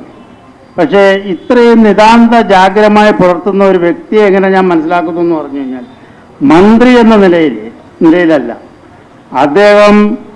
ഞാൻ ശ്രദ്ധിച്ചിട്ടുള്ള കാര്യം, മന്ത്രി ഇപ്പോഴാണായത്. ഇതിനുശേഷം ചാനൽ ചർച്ചകളിലെല്ലാം വരാറുണ്ട്. 8 മണിക്ക് മനോരമയിലും മാതൃഭൂമിയിലും അല്ലെങ്കിൽ ഏഷ്യാനെറ്റിലും ഒക്കെ വരുമ്പോൾ ഒരുപാട് കാര്യങ്ങൾ ചർച്ച ചെയ്യുന്നവരുണ്ട്. പലരും ഉടക്കി പിണങ്ങിയൊക്കെ പോകുന്നവരുണ്ട്. പക്ഷെ തന്മയത്വമായിട്ട് വിശകലങ്ങളെ ചർച്ച ചെയ്ത് 1 മണിക്കൂറെങ്കിലും 1 മണിക്കൂർ തോന്നുകൊണ്ട് തന്നെ അതിന് മറുപടി കൊടുത്തുകൊണ്ട് തന്നെ നിൽക്കുകയും ചെയ്യും. എന്ന് വെച്ചിട്ട് കോൺഗ്രസ്സുകാരനെന്ന് പറഞ്ഞു കഴിഞ്ഞാൽ കോൺഗ്രസ്സുകാരന് വേണ്ടി മാത്രമല്ല, കോൺഗ്രസ്സുകാരനെ പറഞ്ഞു കഴിഞ്ഞാൽ പോലും പറയും ആ തിരുത്തുണ്ടോ ഞാൻ നോക്കാമെന്ന് പറഞ്ഞിട്ടുണ്ട്. അങ്ങനെയുള്ള ഒരു വ്യക്തി എൻ്റെ കണക്കുകളിൽ അപൂർവമാണ്. തീർത്തും ആ മുന്നോക്കമായിരിക്കാം അദ്ദേഹത്തിന് ഇപ്പോൾ വന്ന കായംകുളം ഇലക്ഷനിൽ ഒരുപക്ഷെ ജനകീയമായൊരു വോട്ടാണ് കിട്ടിയത്, ഇല്ലാന്ന് പറയുന്നില്ല. അത്രത്തോളം അമ്പലപ്പുഴയൊക്കെ ഈ മന്ത്രി അന്ന് സുധാകരൻ സാർ ഇപ്പം അങ്ങോട്ട് പോയി, ഇപ്പം ഇങ്ങോട്ട് വന്നു. എങ്കിൽ പോലും ആ സമയത്ത് പോലും ഈ മുൻ മന്ത്രി സുധാകരൻ സാറിനെ കുറ്റം പോലും പറഞ്ഞിട്ടില്ല. പക്ഷേ ഇന്നത്തെ കാലഘട്ടങ്ങളൊന്നും അങ്ങനെയൊന്നുമില്ല. അദ്ദേഹം ഇടയ്ക്ക് പറയാറുണ്ട്, എന്തോന്ന് ഈ ചാരിറ്റബിൾ സൊസൈറ്റി മാതിരി പല കാര്യങ്ങളിലും നോക്കാതെ എല്ലാ കാര്യങ്ങളും വ്യക്തിപരമായി, മുഖ്യമന്ത്രിയുടെ തെരഞ്ഞെടുപ്പ് വന്ന സമയത്തും ചില ഡയലോഗുകളൊക്കെ പറഞ്ഞപ്പോൾ എല്ലാവരും ശ്രദ്ധിച്ച വിഷയങ്ങളുണ്ട്. പക്ഷെ ഞാനൊന്നും എടുത്തുകൂടെ പറയേണ്ട കാര്യങ്ങളില്ല. അത്ര സ്വതന്ത്രമായ ശൈലിയിൽ പറയണം. രാഷ്ട്രീയമല്ല നമ്മൾ പറയേണ്ടത് വ്യക്തിത്വം. ഇത്രത്തെ കഴിവും വ്യക്തിത്വമുള്ള ഞാൻ, അതുകൊണ്ടാണ് എൻ്റെ ഒരു ആഗ്രഹമായിരുന്നു ഈ കിരീടം സിനിമയ്ക്ക് ഇവിടെ ഉദ്ഘാടനം നടത്തുമ്പോൾ ബഹുമാനപ്പെട്ട മന്ത്രിയെ തന്നെ കിട്ടണമെന്ന് എനിക്കൊരു ആഗ്രഹമുണ്ടായിരുന്നു. അതിനുവേണ്ടി ഞാൻ ശ്രമിച്ചു. നമ്മുടെ ബാബു തട്ടാശ്ശേരി സാർ ഉണ്ടായിരുന്നു, ശ്രീജിത്ത് പത്തിയൂർ എന്ന് പറഞ്ഞാൽ കുറച്ച് ദിവസം എന്നെ സംബന്ധിച്ചോളം എനിക്ക് ഏറ്റവും വലിയ ഭാഗ്യം എന്ന് പറഞ്ഞു കഴിഞ്ഞാൽ തിരുവനന്തപുരത്ത് ചില 1-2 അംഗീകാരങ്ങളെ കിട്ടിയിട്ടുണ്ടെങ്കിൽ എനിക്ക് ആദ്യമായിട്ട് ആലപ്പുഴ പോയി പത്തൂര് പോയി ഒരു പുരസ്കാരം സാറിൻ്റെ കയ്യിൽ നിന്ന് കിട്ടാൻ സാധിച്ചു എന്നുള്ളത് എൻ്റെ ഏറ്റവും വലിയൊരു ഭാഗ്യമാണ്. പത്തിയൂർ വെച്ചായിരുന്നു അത് കിട്ടിയത്. അതിന് നിതാന്ത ജാഗ്രത ശ്രമിച്ചത് ശ്രീജിത്ത് പത്തിയൂരാണ്. അദ്ദേഹം കവിയാണ്, എഴുത്തുകാരനാണ്, വളരെ നിഷ്കളങ്കമുള്ള ഒരു വ്യക്തിത്വത്തിനുടമയാണ്. ശ്രീ ബാബു തട്ടാശ്ശേരിയെയും ശ്രീജിത്ത് പത്തിയൂരിനോടും നന്ദി പറയുന്നതിനോടൊപ്പം ബഹുമാനപ്പെട്ട മന്ത്രി നമ്മുടെ കിരീടം സിനിമയ്ക്ക് ഇവിടെ വന്നതിൽ, ഉദ്ഘാടനം ചെയ്യാൻ വന്നതിലുള്ള സന്തോഷം പ്രകടിപ്പിച്ചുകൊണ്ട് അദ്ദേഹത്തിന് ആദരപൂർവ്വം ക്ഷണിക്കുന്നു. അധ്യക്ഷ സ്ഥാനത്തിരിക്കുന്ന വിജയൻ സാറിൻ്റെ ഉത്തരവോടുകൂടി തന്നെ ബഹുമാനപ്പെട്ട മന്ത്രി, സഹകരണ മന്ത്രി എം ലിജു സാറിനെ ഉദ്ഘാടനത്തിനേക്കായി ക്ഷണിക്കുന്നു. പ്രിയങ്കനായ അധ്യക്ഷൻ, കേരളത്തിൻ്റെ ബഹുമാന്യനായ മുൻ നിയമസഭാ സ്പീക്കർ ശ്രീ എം വിജയകുമാർ അവർകൾ,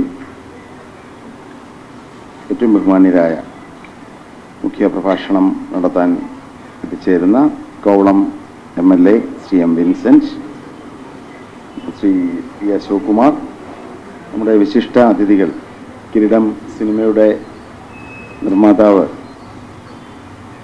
പ്രിയങ്കനായ ശ്രീ കിരീടം ഉണ്ണി, സഹനിർമ്മാതാവും ചലച്ചിത്ര സീരിയൽ നടനുമായ ശ്രീ ദിനേശ് പണിക്കർ, പ്രിയങ്കനായ ജ്യേഷ്ഠ സഹോദരൻ പ്രശസ്ത ചലച്ചിത്ര താരം ശ്രീ കൊല്ലം തുളസി അവർകൾ, സ്വാഗതപ്രാസംഗ്യൻ പ്രിയപ്പെട്ട ശ്രീ ശാന്തിവിള പത്മകുമാർ, ബഹുമാനരായ ആശംസാ പ്രാസംഗർ ശ്രീ നേമം പുഷ്പരാജ്, ശ്രീ കാരക്കാമണ്ഡപം വിജയകുമാർ, ശ്രീ KS വിജയനാഥൻ, ബിനുകുമാർ, പ്രിയപ്പെട്ട സുഹൃത്ത് ശ്രീജിത്ത് പത്തിയൂർ, ശ്രീ ബാബു തട്ടാശ്ശേരി, ശാന്തിവിള വിനോദ്, മണ്ണാങ്കൽ രാമചന്ദ്രൻ, മറ്റ് ബഹുമാന്യ വ്യക്തിത്വങ്ങൾ, കിരീടം സിനിമയുടെ അഭ്യുദയകാംക്ഷികളും പ്രിയപ്പെട്ടവരുമായ സദസ്യരെ,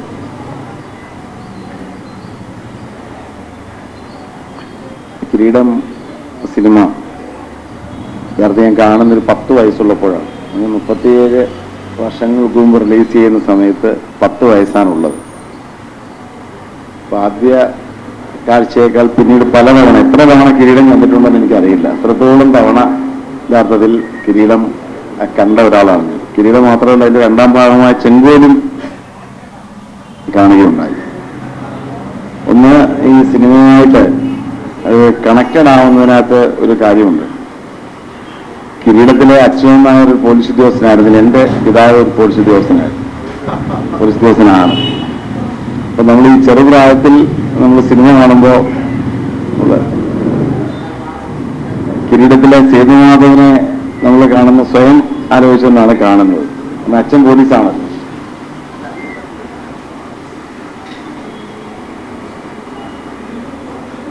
കിരീടത്തിലെ ഓരോ കഥാപാത്രവും ഇന്നിങ്ങനെ വീണ്ടും മനസ്സിൽ നിറഞ്ഞു നിൽക്കുന്ന കഥാപാത്രങ്ങളാണ്. 37 വർഷങ്ങൾക്ക് ശേഷം വീണ്ടും അത് റിലീസ് ചെയ്യുമ്പോൾ എനിക്ക് ഉറപ്പാണ് അത് ഒരു കാലിക പ്രസക്തിയുള്ള ഒന്നായിരുന്നു. ഈ ക്ലാസിക്കുകളെന്ന് വിശേഷിപ്പിക്കുന്നത്, ഇതിഹാസങ്ങളെന്ന് വിശേഷിപ്പിക്കുന്നത്, അതിന് കൃതികളാണെങ്കിലും സിനിമകളാണെങ്കിലും കാലത്തെ അതിവർത്തിക്കുന്നതാവുന്നതുകൊണ്ടാണ്. ഏത് കാലത്തും അത് പ്രസക്തമായിരിക്കും.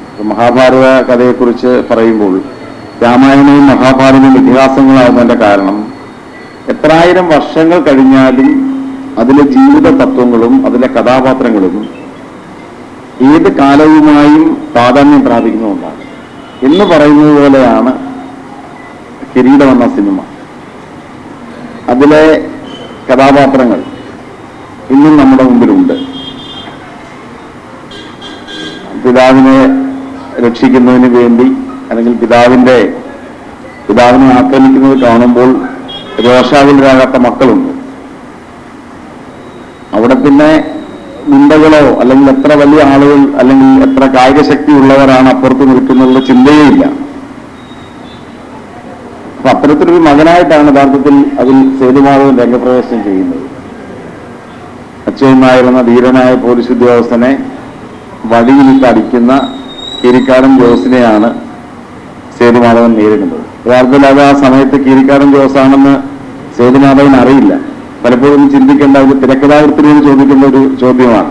ഇനി കീരിക്കാരനാണെന്ന് അറിഞ്ഞിരുന്നെങ്കിൽ സേതുമാധവൻ അങ്ങനെ ഇറങ്ങുമായിരുന്നോ എന്നൊരു ചോദ്യം ഇപ്പൊ നമ്മൾ പലപ്പോഴും നമ്മുടെ മനസ്സിൽ തോന്നുന്നൊരു ചോദ്യമാണ്. പക്ഷെ അതിന് കിട്ടുന്നൊരു ഉത്തരം അതിന് കീരിക്കാരൻ ജോസല്ല, ദാവൂദ് ഇബ്രാഹിം ആണെങ്കിലും കൊള്ളാവുന്ന മക്കളാണെങ്കിൽ അച്ഛനെ അടിക്കുന്നത് കണ്ടു കഴിഞ്ഞാൽ സ്വന്തം സുരക്ഷ നോക്കാതെ രംഗത്തിറങ്ങും എന്നുള്ള കാര്യത്തിൽ യാതൊരു സംശയവുമില്ല. അതാണ് അതിൻ്റെ ഒരു ആൻസർ. അതാണ് ആ ഒരു കഥാപാത്രവുമായി മോഹൻലാൽ മാത്രമല്ല, അതിൽ ആരാണ് മോശം എന്നുള്ളതാണ് അതിലവിടുത്തെ പ്രശ്നം. മോഹൻലാലും സേതുമാധവനായി മോഹൻലാലും, അച്യുതൻ നായരായി തിലകനും, കീരിക്കാരൻ ജോസായി മോഹൻരാജും, ഹൈദ്രോസായിട്ട് കൊച്ചിൻ ഹനീഫയും, നമ്മുടെ നാട്ടിലുള്ള എത്രയോ നമുക്കറിയാവുന്ന എത്രയോ ഇത്തരം ചെറുകിട ഗുണ്ടകൾ നമ്മുടെ മുമ്പിൽ ഹൈദ്രോസായിട്ട് അവതരിപ്പിക്കപ്പെടുകയാണ്. ഇത്ര ആളുകളെ നമുക്കറിയാം, എത്ര ഹൈദ്രോസുമാരെ നമുക്കറിയാം ജീവിതത്തിലുള്ള ആളുകൾ. അപ്പൊ അതൊരു നമ്മുടെ ജീവിതവുമായിട്ട് അല്ലെങ്കിൽ നമ്മുടെ സമൂഹവുമായിട്ട് ഇത്ര സ്പർശിച്ചു നിൽക്കുന്ന ഒരു സിനിമ, അതെനിക്ക് വാക്കുകൾ കൊണ്ട് തന്നെ വിശദീകരിക്കാൻ കഴിയാത്ത നിരവധി വൈകാരിക മുഹൂർത്തങ്ങൾ അവിടെയുണ്ട്.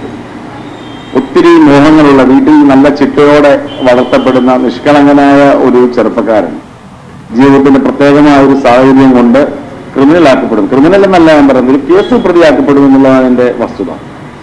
കേസിൽ പ്രതിയാക്കപ്പെടുകയും പിന്നീട് തുടർച്ചയായ വേട്ടയാടലുകളും ഒരു സിസ്റ്റത്തിന് അയാളെ സംരക്ഷിക്കാൻ സാധിക്കാത്തത് നിമിത്തം അയാൾക്ക് അയാളെയും അയാളുടെ കുടുംബത്തെയും രക്ഷിക്കാൻ വേണ്ടി സമൂഹത്തിലെ ഒരു ഗുണ്ടയെ കുത്തിക്കൊലപ്പെടുത്തേണ്ടി വരുന്നൊരവസ്ഥ, കാരാഗൃഹത്തിലേക്ക് ഒരു ജീവിതം എറിയപ്പെടുന്ന സാഹചര്യം, ഇതൊക്കെ ഏത് കാലഘട്ടത്തിലും സംഭവിക്കാവുന്ന കാര്യങ്ങളാണ്. അതിലെ അഭിനയത്തിന്റെ കാര്യം പറയുമ്പോൾ എനിക്ക് അവസാന ദൃശ്യത്തിൽ അവസാനത്തെ ആ ഒരു സംഘർഷത്തിൽ, ആ അവസാന സംഘർഷം യഥാർത്ഥത്തിൽ അതൊരു വളരെ സ്വാഭാവികമായ ഒരു സംഘർഷമാണ്. 37 വർഷങ്ങൾക്ക് മുമ്പ് ഒരു സിനിമയിൽ യഥാർത്ഥത്തിൽ അത്തരം ഒരു സംഘർഷ ചിത്രീകരണം സാധാരണഗതിയിൽ കാണാറില്ല. അതിനതെല്ലാം ആ കാലഘട്ടത്തിൽ ഇറങ്ങുന്ന എല്ലാ സിനിമകളിലെയും സംഘർഷ രംഗങ്ങൾ അതിഭാവത്വം നിറഞ്ഞതാണ്. അല്ലെങ്കിൽ ഒറ്റയ്ക്ക് നായകൻ എല്ലാവരെയും അടിച്ചു നശിപ്പിക്കുന്ന അതിഭാവത്വം നിറഞ്ഞ ദൃശ്യങ്ങൾ. പക്ഷെ കിരീടത്തിലെ അവസാന സംഘർഷ രംഗം എന്ന് പറഞ്ഞാൽ അതിനകത്ത് ഒരു അതിഭാവത്വവും ഇല്ല. മോഹൻലാൽ നന്നായി ഇടി വാങ്ങുകയാണ്.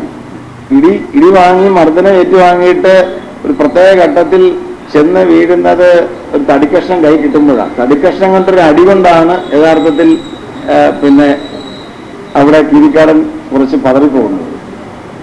എന്നിട്ട് അവസാനത്തെ ആ ഒരു പിന്നെ സംഘർഷത്തിൽ ചക്രത്തിനിടയിൽ കൈ പോകുന്ന മോഹൻരാജിനെ അടിച്ചിട്ടതിന് ശേഷം ആ കുത്തുന്ന സമയത്ത് ഇദ്ദേഹം പല്ലെറുന്ന കുറെ ദൃശ്യങ്ങളുണ്ട്, അവസാനം ചവയ്ക്കുന്ന ദൃശ്യങ്ങൾ.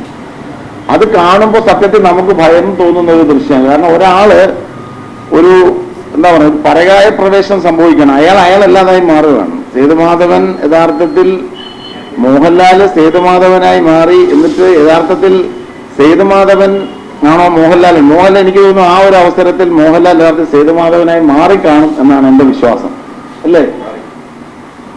അവിടെ തന്നെ മോഹൻലാൽ എന്നൊരു നടനെ നമുക്ക് കാണാൻ സാധിക്കുന്നില്ല. ഒരാളെ സ്വന്തം പിതാവിനെ ആക്രമിച്ചൊരുത്തനെ അബദ്ധവശാൽ അടിച്ചുപോയ ഒരാൾ, അതിന്റെ പേരിൽ സ്വയം ആക്രമിക്കപ്പെടുന്നു, സഹോദരിയെ ആക്രമിക്കപ്പെടുന്നു, അമ്മയും അച്ഛനും ആക്രമിക്കപ്പെടുന്നു. നിസ്സഹായതയുടെ പരകോടിയിൽ ചെന്ന് കൊല്ലാനും ചാവാനായും തയ്യാറായി നിൽക്കുന്ന ഒരു ചെറുപ്പക്കാരൻ അവസാന സമയത്ത് എന്തും ചെയ്യാൻ തയ്യാറായിരിക്കുന്ന അയാളുടെ ആ മുഖഭാവത്തിലും അയാളെ ചവയ്ക്കുന്നതിലും അയാൾ കത്തിപിടിക്കുന്ന ആ ദൃശ്യത്തിലും ഒക്കെ തന്നെ നമുക്ക് കാണാൻ സാധിക്കുന്നത് അതുല്യമായ ഒരു പകർന്നാട്ടമാണ് നമുക്കവിടെ കാണാനായിട്ട് സാധിക്കുന്നത്. അവസാനത്തെ ആ കത്തി വലിച്ചെറിയുന്നതിനകത്ത് പോലും ആ ഒരു ദൃശ്യമുണ്ട്. പിതാവ് കത്തി താഴെയിട എന്ന് മോനോട് പറയുമ്പോൾ ഉണ്ടാകുന്ന ഒരു മുഹൂർത്തം, അതിന് തൊട്ടു മുമ്പ് ആജ്ഞാപിക്കുന്ന മുരളി അവതരിപ്പിക്കുന്ന കഥാപാത്രമാണ് അതിലെ സബ് ഇൻസ്പെക്ടറെ ആ കത്തി വീശുന്ന കാണുമ്പോൾ നമ്മൾ വിചാരിക്കും മുരളിക്ക് കുത്തേറ്റു എന്നാണ് തോന്നുന്നത്. ആ നിമിഷത്തിൽ ഇഞ്ചുകൾക്കാണ് അതിന്റെ ചിത്രീകരണം അങ്ങനെയാണ് പോകുന്നത്. എന്ന് പറഞ്ഞാൽ മറ്റൊരാളായി മാറി ആരെയും കൊല്ലാനും ചാവാനും തയ്യാറായി നിൽക്കുന്ന ഒരു മനുഷ്യൻ ഒരാളെ കുത്തിക്കൊന്നു. അതിനുശേഷം പിടിക്കാൻ വരുന്ന പോലീസിനെ ആക്രമിക്കുകയാണ്. പോലീസിനെ ആക്രമിക്കുമ്പോൾ ഇഞ്ചുകൾക്കാണ് ആ കത്തി മാറിപ്പോകുന്നത്. അത് ജീവിതത്തിൽ സംഭവിക്കുന്ന കാര്യമാണ്. കാരണം അതല്ലെങ്കിൽ സേതുമാധവൻ എന്ന വ്യക്തിക്ക് ഇത്തരം ഒരു ഗിരിക്കാരനെ കൊല്ലാൻ സാധിക്കില്ല. ആ മാനസികമായിട്ടുണ്ടാകുന്ന പരിവർത്തനമാണ്. അപ്പോൾ അതുല്യമായ അഭിനയ മുഹൂർത്തമാണ് അതിനകത്ത്. മോഹൻലാലിന്റെ മറ്റു നിരവധി സിനിമകളുണ്ടെങ്കിലും മോഹൻലാൽ നിരവധി സിനിമകളിൽ അത്തരം പകർന്നാട്ടം നടത്തിയിട്ടുണ്ടെങ്കിലും എന്നെ സംബന്ധിച്ച് വ്യക്തിപരമായി കിരീടത്തിലെ ആ ഒരു ട്രാൻസ്ഫോർമേഷൻ, കിരീടത്തിലെ ആ മുഹൂർത്തങ്ങൾ, അത് ആർക്കും വാക്കുകൊണ്ട് പറയാൻ പറ്റുന്നില്ലാണ് അതിന്റെ സത്യം. അത്ര ഉജ്ജ്വലമായ ഒരു അഭിനയ മുഹൂർത്തമായിരുന്നു നമ്മളവിടെ കണ്ടത്. ശങ്കരാടിയൊക്കെ യഥാർത്ഥ നാട്ടിൻപുറത്ത് നമ്മുടെ ഈ പുതിയ സിനിമകളിൽ അല്ലെങ്കിൽ പഴയ നടന്മാരുടെ ഒരു പ്രധാനപ്പെട്ട പ്രത്യേകത എന്ന് പറഞ്ഞു കഴിഞ്ഞാൽ അവരെല്ലാം നമ്മുടെ മുമ്പിലെ ആളുകളായിരുന്നു. ഇപ്പൊ ശങ്കരാടിയുടെ ആ കഥാപാത്രം എന്ന് പറഞ്ഞാൽ നമ്മുടെ നാട്ടിൻപുറത്തുള്ള ഒരു അമ്മാവനല്ലേ. സ്വന്തം അനന്തരവനാണെങ്കിലും മോളെ കെട്ടിച്ചു കൊടുക്കുന്ന സമയത്ത് ജീവോസിൽ സബ് ഇൻസ്പെക്ടർ ആകാൻ പോകുന്ന മരുമകനാണ് മോളെ കെട്ടിക്കാൻ നിൽക്കുന്നത്. കൊലക്കേസ് പ്രതിയാകാൻ നിൽക്കുന്ന അല്ലെങ്കിൽ പ്രതിയായിരിക്കുന്ന ആളിന് മകളെ കെട്ടിച്ചു കൊടുക്കും. അതുമാത്രമല്ല അതിലെ ചില കഥാപാത്രങ്ങൾ, അല്ല ചില ഡയലോഗുകൾ, ആ കപ്പയൊക്കെ കുറിച്ചൊക്കെ പറയുന്ന ചില കമന്റുകളുണ്ട്, അല്ലെങ്കിൽ നാട്ടിൻപുറത്തെ ആ ഒരു പരാമർശങ്ങളുണ്ട്. ഇതൊക്കെ നമ്മുടെ മുന്നിൽ നിൽക്കുകയാണ്.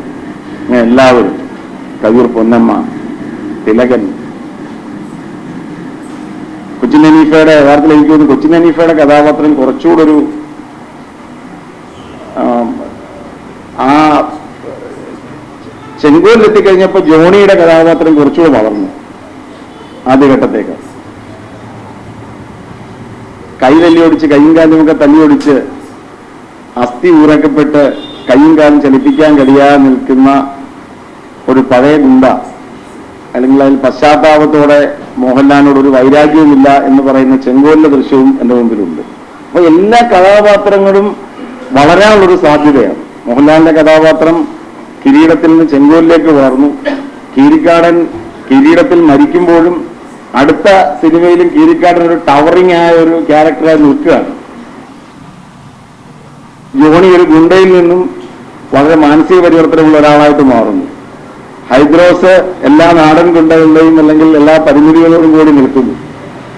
ആളുകൾ എങ്ങനെയാണ് ആരാധകർ പറഞ്ഞ് അല്ലെങ്കിൽ ഗുണ്ടകളുടെ ചിലവിൽ അത്തരത്തിൽ ഗുണ്ടകളുടെ ചില എർത്തുകൾ, ഇപ്പൊ ഞങ്ങളുടെ ലോ കോളേജിലൊക്കെ പഠിക്കുന്ന സമയത്ത് നമുക്കറിയാം, നമുക്ക് ഈ തിരുവനന്തപുരം നഗരത്തിലൊക്കെ വളരെ അത്തരത്തിൽ അറിയപ്പെടുന്ന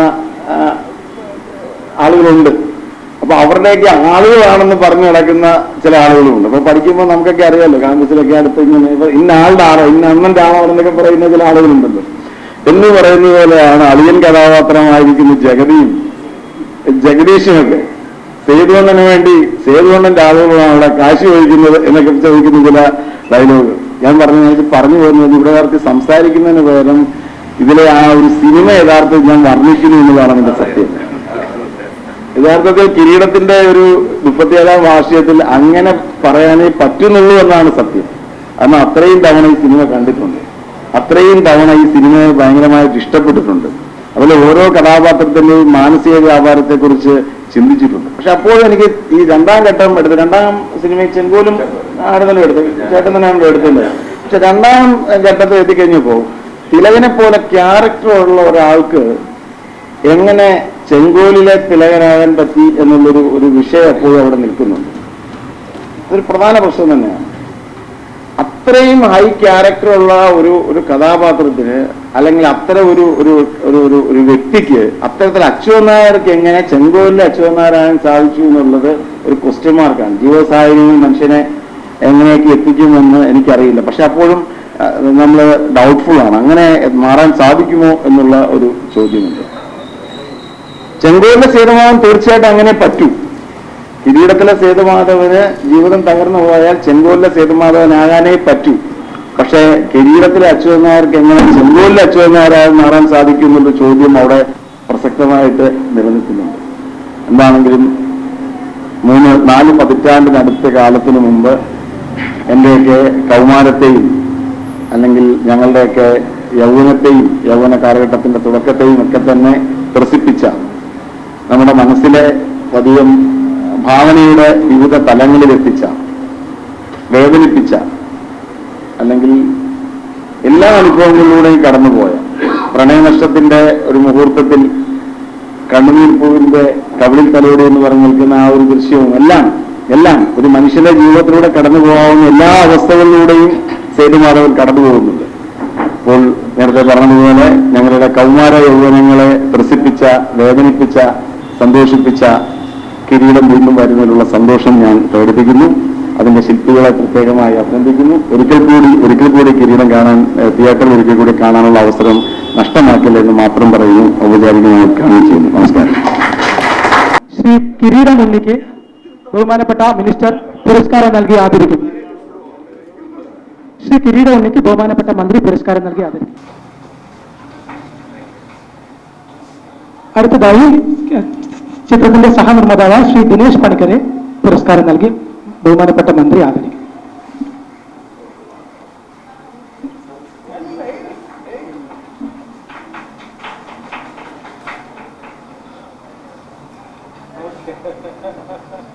അടുത്തതായി കിരീടത്തിന്റെ മുഖമായ ശ്രീ കൊല്ലം തുളസി സാറിനെ ബഹുമാനപ്പെട്ട മന്ത്രി പുരസ്കാരം നൽകി ആദരിക്കും.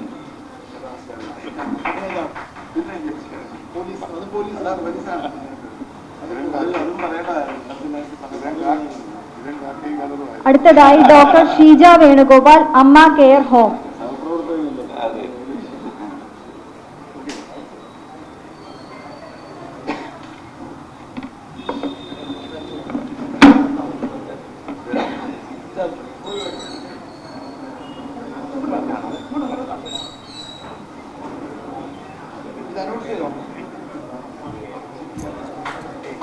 Doctor Sheeja Venugopal, Amma care home. Doctor Ranjith Rajan, Ranjith ambulance and service.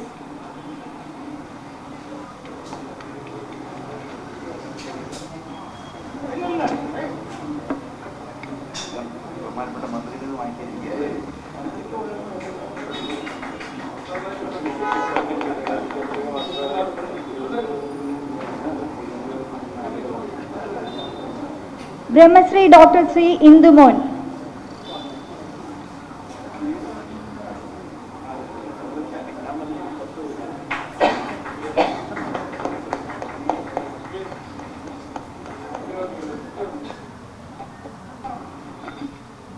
Jyothi ND lips director.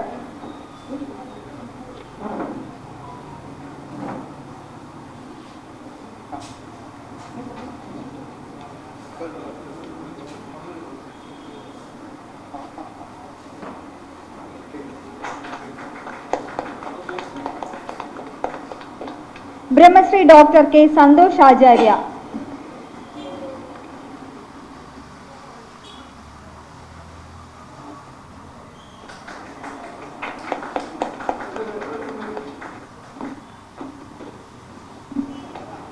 Kunju Murali, senior sub editor, Jai Hind news.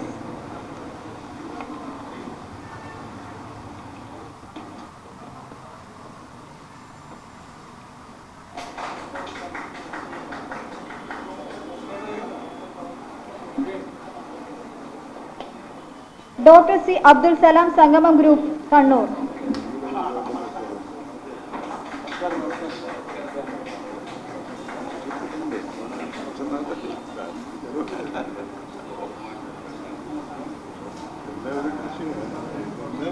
Muhammad Shameer EV, former wrestling champion, Kannur.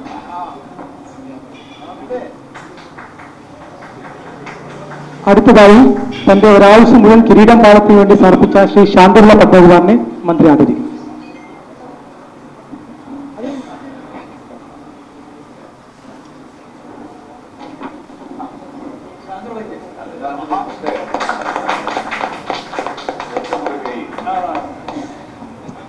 ചടങ്ങ് തുടർന്ന് ഇനി ശ്രീ ദിനേശ് പണിക്കർ നമ്മുടെ സംസാരിക്കും.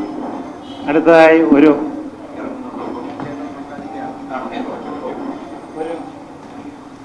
ഒരു വെള്ളായണിമുക്കിൻ്റെ ഒരു സഹകരണ ബാങ്കിൻ്റെ ഒരു നിവേദനം സുരേഷ് ടീം ചേർന്ന് കൊടുക്കുന്നു.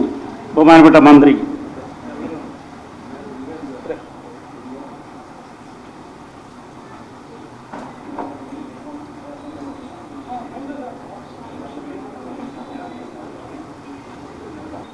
എല്ലാവർക്കും നമസ്കാരം.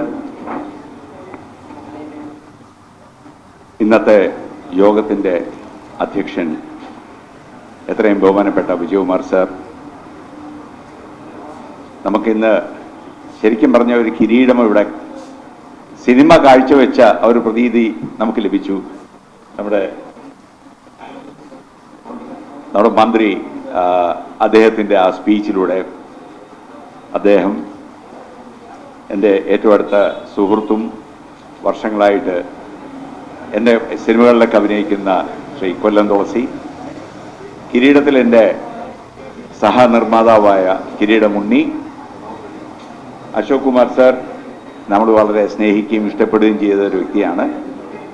പിന്നെ വേദിയിലും സദസ്സിലുമുള്ള വിശിഷ്ട വ്യക്തികളെ, സുഹൃത്തുക്കളെ, കിരീടം ഇഷ്ടപ്പെടുകയും ആരാധിക്കുകയും ചെയ്യുന്നവരെ, ഇന്ന് ഞങ്ങളെ സംബന്ധിച്ച് ശരിക്കും പറഞ്ഞ ഒരു ഡബിൾ ബൊണാൻസയാണ്. അതായത് കിരീടത്തിൻ്റെ 37ാമത്തെ വർഷം തികയുന്ന ഈ ഒരു മുഹൂർത്തവും അതിൻ്റെ കൂടെ തന്നെ റിലീസ്. അത് ഈ ഒരു ഭാഗ്യമൊന്നും എല്ലാവർക്കും കിട്ടാറില്ല. ഇത് എനിക്കും ഉണ്ണിക്കും മാത്രം കിട്ടിയിരിക്കുന്ന ഭാഗ്യമായിട്ട് ഞാനിവിടെ കാണുന്നു. ഇതിൻ്റെ കൂട്ടത്തിൽ ഭാഗ്യങ്ങളുടെ ഒരു ലിസ്റ്റ് എടുത്ത് പറയുമ്പോൾ ആദ്യം നമുക്ക് ഭാഗ്യം പറയേണ്ടത് ഇങ്ങനൊരു സിനിമ നമുക്ക് നിർമ്മിക്കാൻ പറ്റിയതിലാണ്. 37 വർഷം മുമ്പ് അങ്ങനെ ഒരു കഥ നമ്മുടെ മുന്നിൽ വരികയും സിബി മലയിലിനെ പോലൊരു സംവിധായകന് കിട്ടുകയും മോഹൻലാലിൻ്റെ ആ ഒരു ഡേറ്റ് കിട്ടുകയും എല്ലാം കൊണ്ടും എല്ലാം ഒത്തു വന്നു കഴിഞ്ഞപ്പോൾ ആ സിനിമ അന്നത്തെ കാലത്ത് ഒരു ഗംഭീര ചിത്രമായി മാറി. 125 ദിവസം ആ ചിത്രം അന്ന് ഓടി. അതിൻ്റെ കൂടെ തന്നെ എടുത്തു പറയാനാണെങ്കിൽ നമുക്ക് കുറേ ഭാഗ്യത്തിൻ്റെ ലിസ്റ്റ് ഈ റിലീസ് സംബന്ധിച്ചുകൊണ്ട്. റിലീസിൻ്റെ കാര്യം പറയുമ്പോൾ ഇതിൻ്റെ ഒരു ചിന്ത വന്നത് എനിക്കോ ഉണ്ണിക്കോ അല്ല. ശരിക്കും പറഞ്ഞാൽ ഞങ്ങളുടെ ഡിസ്ട്രിബ്യൂട്ടറായ 7 ആർട്സ് വിജയകുമാറാണ് ഇത് ചെയ്തിരിക്കുന്നത്. അപ്പോൾ വിജയകുമാർ അതിന് ഇറങ്ങി പുറപ്പെട്ടപ്പോൾ ഞങ്ങളോട് പറഞ്ഞു ഫുള്ളായിട്ട് ഞങ്ങൾ സഹകരിക്കണം, കൂടെ നിൽക്കണം. ഞങ്ങൾ അതിന് കൂടെ നിന്നു. ഈ അടുത്ത കാലത്ത് 2 ഫംഗ്ഷൻ എറണാകുളത്ത് നടത്തിയിരുന്നു.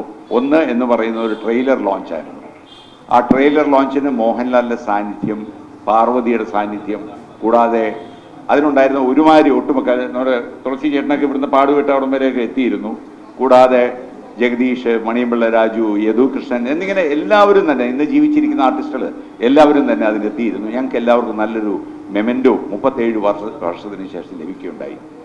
അത് തന്നെ ഏറ്റവും വലിയൊരു കാര്യമായിട്ട് ഞാൻ കാണുന്നു. അത് കഴിഞ്ഞപ്പോൾ ഈ സിനിമയുടെ ഒരു പ്രൊമോഷനായിട്ട് മിനിഞ്ഞാന്ന് 7-ാം തീയതി എറണാകുളത്ത് വെച്ചിട്ട് സിനിമയുടെ ഒരു പ്രിവ്യൂ ഇട്ടിരുന്നു. ആ പ്രിവ്യൂ ഇട്ട് കഴിഞ്ഞപ്പോൾ വീണ്ടും മോഹൻലാൽ വന്നു എന്നുള്ളതാണ്. മോഹൻലാൽ വരികയും നിങ്ങൾ അതിൻ്റെ വീഡിയോസ് കണ്ടു കാണും. മോഹൻലാൽ ശരിക്കും പറഞ്ഞാൽ കരഞ്ഞു. അദ്ദേഹം നമ്മളെ വിട്ടുപിരിഞ്ഞു പോയ ആൾക്കാരുടെ കഥ പറഞ്ഞുകൊണ്ട് ഈ സിനിമയുടെ പഴയ ആ ചരിത്രമെല്ലാം റിപ്പീറ്റ് ചെയ്തുകൊണ്ട് അദ്ദേഹം കരയുകയുണ്ടായി. അപ്പം അത്രത്തോളം ഞാനും കരഞ്ഞു കേട്ടോ. ഞാൻ കരഞ്ഞത് ഇതുകൊണ്ടൊന്നുമല്ല. ഞാൻ കരഞ്ഞ സിനിമ എപ്പോൾ കണ്ടാലും വീട്ടിൽ ഇരുന്ന് TV കണ്ടാലും ഞാൻ കരയും. കാരണം അത്രയ്ക്കും ഒരു സ്ട്രെങ്ത്തുള്ള ഒരു സ്ക്രിപ്റ്റാണ് ആ സിനിമ. അത്രയും നന്നായിട്ട് സിബി മലയിൽ സംവിധാനം ചെയ്തു. മോഹൻലാൽ എന്നിങ്ങനെ തിരകൻ ബാക്കി എല്ലാവരുടെയും പെർഫോമൻസ്, ഓരോ സീൻ നമ്മൾ എടുത്തു കഴിഞ്ഞാൽ നേരത്തെ ലിജു സാർ പറഞ്ഞ പോലെ തന്നെ അതിനകത്ത് ഓരോ ഘടകങ്ങൾ നമ്മൾ എടുത്തു നോക്കുകയാണെങ്കിൽ എല്ലാം ഒന്നിനൊന്ന് മെച്ചപ്പെട്ടത് തന്നെയാണ്. മാത്രമല്ല ഇപ്പോൾ അടുത്തൊരു ഭാഗ്യത്തിൻ്റെ ലിസ്റ്റിൽ പറയുമ്പോൾ ഈ ഒരു കിരീടം റിലീസിൻ്റെ വേളയിൽ ഈ ഒരു ചടങ്ങ് നടക്കുമ്പോൾ നമുക്ക് ബഹുമാനപ്പെട്ട മുൻ മന്ത്രി, മുൻ സ്പീക്കറുമായ വിജയകുമാർ സാറും ബഹുമാനപ്പെട്ട മന്ത്രിയും എല്ലാം തന്നെ ഇവിടെ നമുക്കൊരു സാന്നിധ്യം തന്നത് തന്നെ അടുത്തൊരു ഭാഗ്യത്തിൻ്റെ ലിസ്റ്റിലായി നമ്മളിത് കാണുന്നു. ഇനി അടുത്ത പറയേണ്ടത് കിരീടം പാലത്തെ പറ്റിയാണ്. കിരീടം പാലത്തെ പറ്റി പറയുമ്പോൾ ഈ കിരീടം പാലം ഇത്ര ജീർണിച്ച അവസ്ഥയിൽ അതിന് ഒരു പുനർജീവൻ നടത്തിയത് വേറെ ഞാനോ ഉണ്ണിയോ ഞങ്ങളാരും തന്നെയല്ല. അവിടെ ഉണ്ടായിരുന്ന ഒരു കൂട്ടായ്മ, ജാലകം എന്ന് പറഞ്ഞ കൂട്ടായ്മ, അവർ കുറേ വർഷങ്ങളായിട്ട് ഞങ്ങൾ വിളിക്കും, ജൂലൈ 7-ാം തീയതി നമുക്കൊന്ന് ആഘോഷിക്കണം, നിങ്ങൾ അവിടം വരെ വരണം. ഞങ്ങളുടെ ജോലി എത്രയേ ഉള്ളൂ, ഞങ്ങൾ രണ്ടുപേരും അവിടെ ചെല്ലാറുണ്ട്. അവിടെ ചെന്ന് കുറേ വാക്കുകൾ സംസാരിക്കും, തിരിച്ചു പോരും. ഇത്രയും വർഷമായിട്ട് എനിക്കൊന്നൊരു 10-12 വർഷമായിട്ട് ഈ ശാന്തിവിള പത്മകുമാർ അതിനുവേണ്ടി മെനക്കെടുന്നുണ്ട്. 10 വർഷം മുമ്പ് ആ ജീർണിച്ച അവസ്ഥയിൽ അത് മോശമായി എന്ന് കണ്ടു കഴിഞ്ഞപ്പോൾ അദ്ദേഹത്തിൻ്റെ ഒരു മുൻകൈ കൊണ്ട് മാത്രമാണ് അദ്ദേഹം സുരേഷ് ഗോപിയെ പോയി കണ്ടിരുന്നു. അന്നത്തെ MLA, മന്ത്രി എല്ലാവരും തന്നെ സപ്പോർട്ട് മേടിച്ചു. ശ്രീ പത്മകുമാർ എല്ലാവരുടെയും സപ്പോർട്ട് തേടിക്കൊണ്ട് അതിനൊരു ജീവൻ നൽകി. നേരത്തെ അദ്ദേഹം സൂചിപ്പിച്ച പോലെ 2.5-3 ലക്ഷം രൂപയോളം സർക്കാരിൽ നിന്ന് ലഭിക്കുകയും ഇന്ന് അവിടെ ചെല്ലുമ്പോൾ എന്തൊരു സന്തോഷമാണെന്നറിയാമോ. നമ്മുടെ പണ്ട് 37 വർഷം മുമ്പ് നമ്മൾ കണ്ടിരുന്ന അതേ കിരീടം പാലം അവിടെ നിലനിൽക്കുകയാണ്. അതിൻ്റെ ഒരു മിടുക്ക് എന്ന് പറയുന്നത് ശാന്തിവിള പത്മകുമാർ, ബിനുകുമാർ അങ്ങനെയുള്ള അവരുടെ ഒരു കൂട്ടായ്മയ്ക്ക് ഫുള്ളായിട്ട് ഞാൻ ബിഗ് ഒരു നല്ലൊരു കൈയടി കൊടുക്കണം. കാരണം അവരുടെ ഒരു കഴിവുകൊണ്ട് മാത്രമാണ് സത്യം പറഞ്ഞാൽ ഇത് ഇത്രയും ഗംഭീരമായിട്ട് തിരിച്ചു വരവ് നടത്തിയത്. ഇത് നടത്തുമ്പോൾ ശാന്തിവിള പത്മകുമാറിൻ്റെ അടുത്ത് ഒരു ചെറിയ കുശുമ്പ് അല്ലെങ്കിൽ അസൂയ പലർക്കും തോന്നി തുടങ്ങി എന്നുള്ള കാര്യം കൂടി ഞാനിവിടെ അറിയിക്കുകയാണ്. കാരണം ഇന്നെനിക്ക് ഒരു വിളി വന്നിരിക്കുന്നത്, ഞാനിത് ഫേസ്ബുക്കിൽ പോസ്റ്റ് ചെയ്ത് കഴിഞ്ഞപ്പോഴേക്കും ഒരാൾ വിളിച്ച് ചോദിക്കുകയാണ്, എന്താണ് കിരീടം പാലം മാത്രമേ ഉള്ളോ ലൊക്കേഷൻ? ഞങ്ങളുടെ ആര്യനാട് വന്ന് നിങ്ങൾ ക്ലൈമാക്സ് ഒക്കെ ഷൂട്ട് ചെയ്ത് പോയിട്ട് നിങ്ങൾ നന്ദികേടല്ലേ കാണിക്കുന്നത്, അവിടെയും കൂടെ വന്ന് നിങ്ങൾ ഒന്ന് വലിയ കാര്യമായിട്ട് പ്രൊമോട്ട് ചെയ്യുക എന്നൊരാവശ്യം വന്നിട്ടുണ്ട്. അപ്പോൾ ശാന്തിവിള പത്മകുമാറിനോട് ആൾക്കാർക്ക് അസൂയ തോന്നി തുടങ്ങിയിട്ടുണ്ട്. അദ്ദേഹത്തിൻ്റെ ഒരു പ്രവൃത്തിയിൽ ആൾക്കാർ ആ മേന്മ കണ്ടു തുടങ്ങി. നമുക്ക് സാധിക്കുമെങ്കിൽ തീർച്ചയായിട്ടും ഈ കിരീടം പാലം എന്നതിന് പകരം ആര്യനാട് ചന്ത എന്നൊക്കെ പറഞ്ഞ് വേണമെങ്കിൽ അത് വേണമെങ്കിൽ കിരീടം ആര്യനാട് ചന്ത അങ്ങനെ ഒരു സാധനം നമ്മൾ ഉണ്ടാക്കിയെടുക്കാൻ സാധിക്കുമെങ്കിൽ നമ്മളത് ചെയ്യണം. തീർച്ചയായിട്ടും മോഹൻലാലും ബാക്കി അതിനകത്തുള്ള എല്ലാവരും തന്നെ ഇവിടെ വരുന്ന ഒരു വേളയിൽ നമുക്കൊരു നല്ലൊരു സമ്മേളനം ഇനി നടത്താൻ സാധിക്കട്ടെ എന്ന് പ്രാർത്ഥിക്കുന്നു. ഇവിടെ നമ്മുടെ എല്ലാ ചടങ്ങിനും നമുക്ക് ഒരു സാന്നിധ്യമായി ഏറ്റവും കൂടെ നിൽക്കുന്ന വ്യക്തിയാണ് വിജയകുമാർ സാർ. അദ്ദേഹം അടുത്ത പ്രാവശ്യവും ഞങ്ങളുടെ കൂടെ ഉണ്ടാകുമെന്ന് പ്രതീക്ഷിക്കുന്നു. പിന്നെ കൊല്ലം തുളസി ചേട്ടൻ നേരത്തെ ഞാൻ പറഞ്ഞ പോലെ എന്ത് ആവശ്യം വിളിച്ചാലും ശരി എല്ലായിടത്തും മിക്കവാറും ഞങ്ങൾ കല്യാണത്തിന് പോകുമ്പോഴാണെങ്കിലും അല്ലെങ്കിൽ ഫംഗ്ഷന് പോകുമ്പോഴാണ് മിക്കവാറും എല്ലാം ഞങ്ങൾ ഒരുമിച്ചാണ് പോകുന്നതും ആസ്വദിച്ച് തിരിച്ചു വരുന്നതും. അപ്പോൾ കൊല്ലം തുളസി ചേട്ടൻ എന്നും ഇതുപോലെ ആരോഗ്യവാനായി ഇരിക്കട്ടെ എന്നൊരു പ്രാർത്ഥനയും. അതിന് ശിവകുമാർ ചേട്ടൻ്റെ കാര്യം പറയുകയാണെങ്കിൽ എൻ്റെ ഒരു ജ്യേഷ്ഠ തുല്യനായിട്ട് ഞാൻ കാണുന്നൊരു വ്യക്തിയാണ്. വർഷങ്ങളായിട്ട് അദ്ദേഹത്തിൻ്റെ പല പ്രവൃത്തിയിലും നേരത്തെ ശാന്തിവിള പത്മകുമാറിൻ്റെ കേസ് പറഞ്ഞ പോലെ അസൂയയുടെ നോക്കി നിന്നിട്ടുണ്ട്. അദ്ദേഹത്തിൻ്റെ വളർച്ചയിലും അദ്ദേഹത്തിൻ്റെ ആ ഒരു ജനസമൂഹത്തിനോടുള്ള സമ്പർക്കത്തിൻ്റെ കാര്യത്തിലും എല്ലാം. ഏതായാലും കിരീടത്തിൻ്റെ ഈ ഒരു ഫംഗ്ഷൻ ഡബിൾ ബൊണാൻസ ഫംഗ്ഷന് വന്നെത്തിയ എല്ലാവർക്കും നന്ദി പറഞ്ഞുകൊള്ളുന്നു. ഇതിന് ഇത്ര ഗംഭീരമായിട്ട് നടത്തിയ ശാന്തിവിള പത്മകുമാറിനും കൂട്ടർക്കും എല്ലാവർക്കും തന്നെ നന്ദി പറഞ്ഞുകൊള്ളുന്നു. നന്ദി. ആരാധ്യരെ, ഒരു നീണ്ട പ്രസംഗത്തിനൊന്നും ഉദ്ദേശിക്കുന്നില്ല. കിരീടം എന്ന സിനിമയെക്കുറിച്ചൊരു നല്ല അവലോകനമാണ് നമ്മുടെ ബഹുമാനപ്പെട്ട മന്ത്രി നടത്തിയത്. വളരെ മനോഹരമായ ഭാഷയിൽ കൃത്യമായി തോന്നാത്ത രീതിയിലുള്ള നല്ലൊരു വിലയിരുത്തലാണ് ഓരോ മുഹൂർത്തങ്ങളും അദ്ദേഹം എടുത്തു പറയുകയുണ്ടായി. കിരീടം ഞാൻ ഇന്നും കണ്ടിട്ടാണ്, അത് കണ്ണ് നിറഞ്ഞിട്ടാണ് ഞാൻ ഇന്ന് വീണ്ടും വരുന്നത്. ഞാനിത് എല്ലാവരും പറഞ്ഞതുപോലെ പലതവണ കണ്ടിട്ടുണ്ട്. ഞാൻ ഇതിനകത്ത് ചെറിയൊരു വേഷം അഭിനയിച്ചു എന്നതിൻ്റെ പ്രസക്തിയിലല്ല ഞാനിത് കാണുന്നത്. ഒരു സഹൃദയം എന്നുള്ള രീതിയിൽ, ഒരു കാഴ്ചക്കാരെന്നുള്ള രീതിയിൽ, പ്രേക്ഷകരെന്നുള്ള രീതിയിൽ എല്ലാ പടങ്ങളും കാണുകയും വിലയിരുത്തുകയും എൻ്റെ എല്ലാ വശങ്ങളൊക്കെ വിലയിരുത്തുന്ന ഒരു വ്യക്തിയാണ് ഞാൻ. കിരീടം സത്യത്തിൽ നിങ്ങളെപ്പോലെ എല്ലാവരുടെയും മനസ്സിലൊരു നൊമ്പരമാണ്. ആ നൊമ്പരത്തിന് കാലങ്ങൾക്കൊന്നും ഒരു സമാപ്തി ഉണ്ടാക്കാൻ സാധിച്ചിട്ടില്ല. അന്ന് കണ്ടവർ ഇന്നും കരയുന്നു. അന്ന് കണ്ടതോ അതേ വാത്സല്യത്തോടെ അതേ ദൃഷ്ടിയിലൂടെ ഇന്നും ആ പടത്തെ വിലയിരുത്തുന്നു.